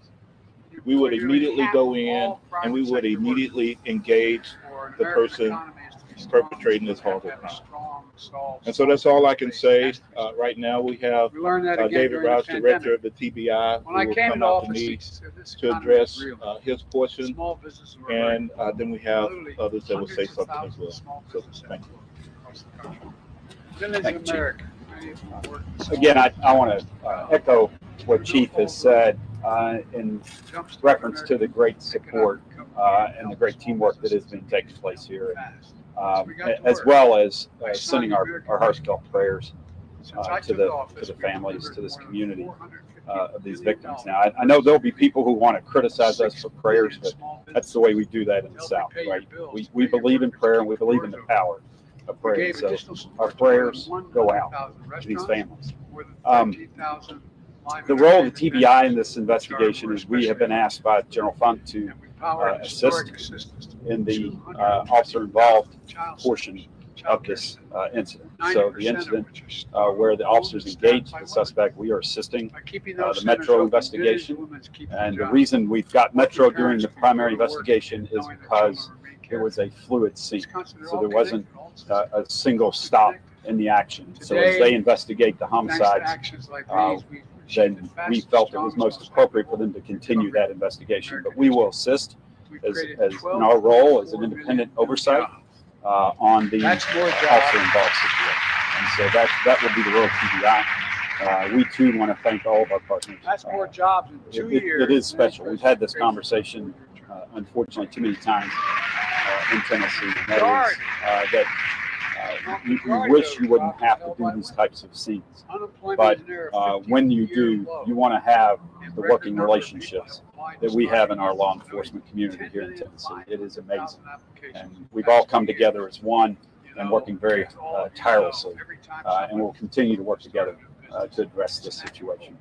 It's a horrible, senseless tragedy, and we will be here working with our partners to get through it. Next, I'd like to introduce the District Attorney General for this area going forward. This is the ultimate crime when school children and caregivers are the victims of senseless gun violence. Can't say anything before we first express our concerns for the victims and their families and the extended and the victims that are traumatized by those events. I came out on the scene today because our current operating procedure is that when an officer is involved in a shooting, the TBI comes out, and I knew that this was a unique case, and I want to make sure that everything was handled appropriately. Director Rouse was out here almost at the exact same time I got here, and Chief Drake had already been on the scene for a while. The three of us met and talked about how the investigation was going to be handled. We made a joint decision, confirming what the two law enforcement leaders, how they wanted to proceed, which was that Metro was going to handle the bulk of this, but the TBI would participate in capacity to continue making sure that we have transparency and everything, and to make sure that any backup that MNPD needs in this $10 billion will be provided. Can't not stress enough how seamlessly that worked to have a conversation, a decision to be made quickly and appropriately as far as how the case was going to be handled from here. Hats off to Chief Drake and to Director Rouse. Also want to thank Chief Swan and our federal partners as well. While I cannot comment about the ongoing nature of the investigation, really impressed with the work that's being done by law enforcement. Startups of all women teams receive less than 2%. Yes, good afternoon. First, let me just say, as everyone else, what a tragic day here in Nashville. So our hearts and our prayers do go out to all the family members and also the first responders that actually made this call. As always, the fire department and the Office of Emergency Management, our job is to support. And we were here at the beginning and we'll be here to the end. We just ask that everyone, again, as we said earlier about prayer, we ask for that. And the ongoing support that's needed from our standpoint is to give support in any area that's asked for on the scene. So again, we thank you. And from this point forward, we'll just continue on with our mission and try to bring some type of closure and resolution. Thank you. The Chips and Science Act. I anticipate there will be another briefing at or before 4 o'clock.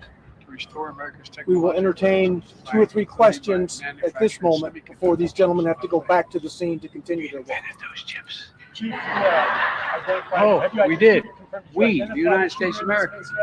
Yes, we have identified the suspect. It's a 28-year-old female white, actually a Nashvilleian, or lives in the Nashville area. We are having an ongoing investigation as it pertains to her at this time. We have. By the way, for the first time. Was she wearing body armor? I can't say that far into the investigation. I don't remember seeing it, but I can't say for certain she had body armor. You know, by the way, those so-called From my initial findings is that at one point she was a student at that school, but unsure what year, all of that. But that's you what don't need a college education. The Inflation Reduction Act, our country's biggest investment climate ever. The investigations are still going on at this point. Our federal partners, our state partners, we're all looking into that to see exactly. This is still fluid at the time, but we're looking at everything. By the way, I'm not supposed to. I'm known as. Don't remember a fire alarm going out. I was told there were kids that evacuated into a wood line, had the presence of mind to do that, and to go to a fire hall. Once we arrived on scene, we had everyone moved to First Baptist Church, Woodlawn. And that way we could get parents and children reunited, and then ultimately make the notification for the kids.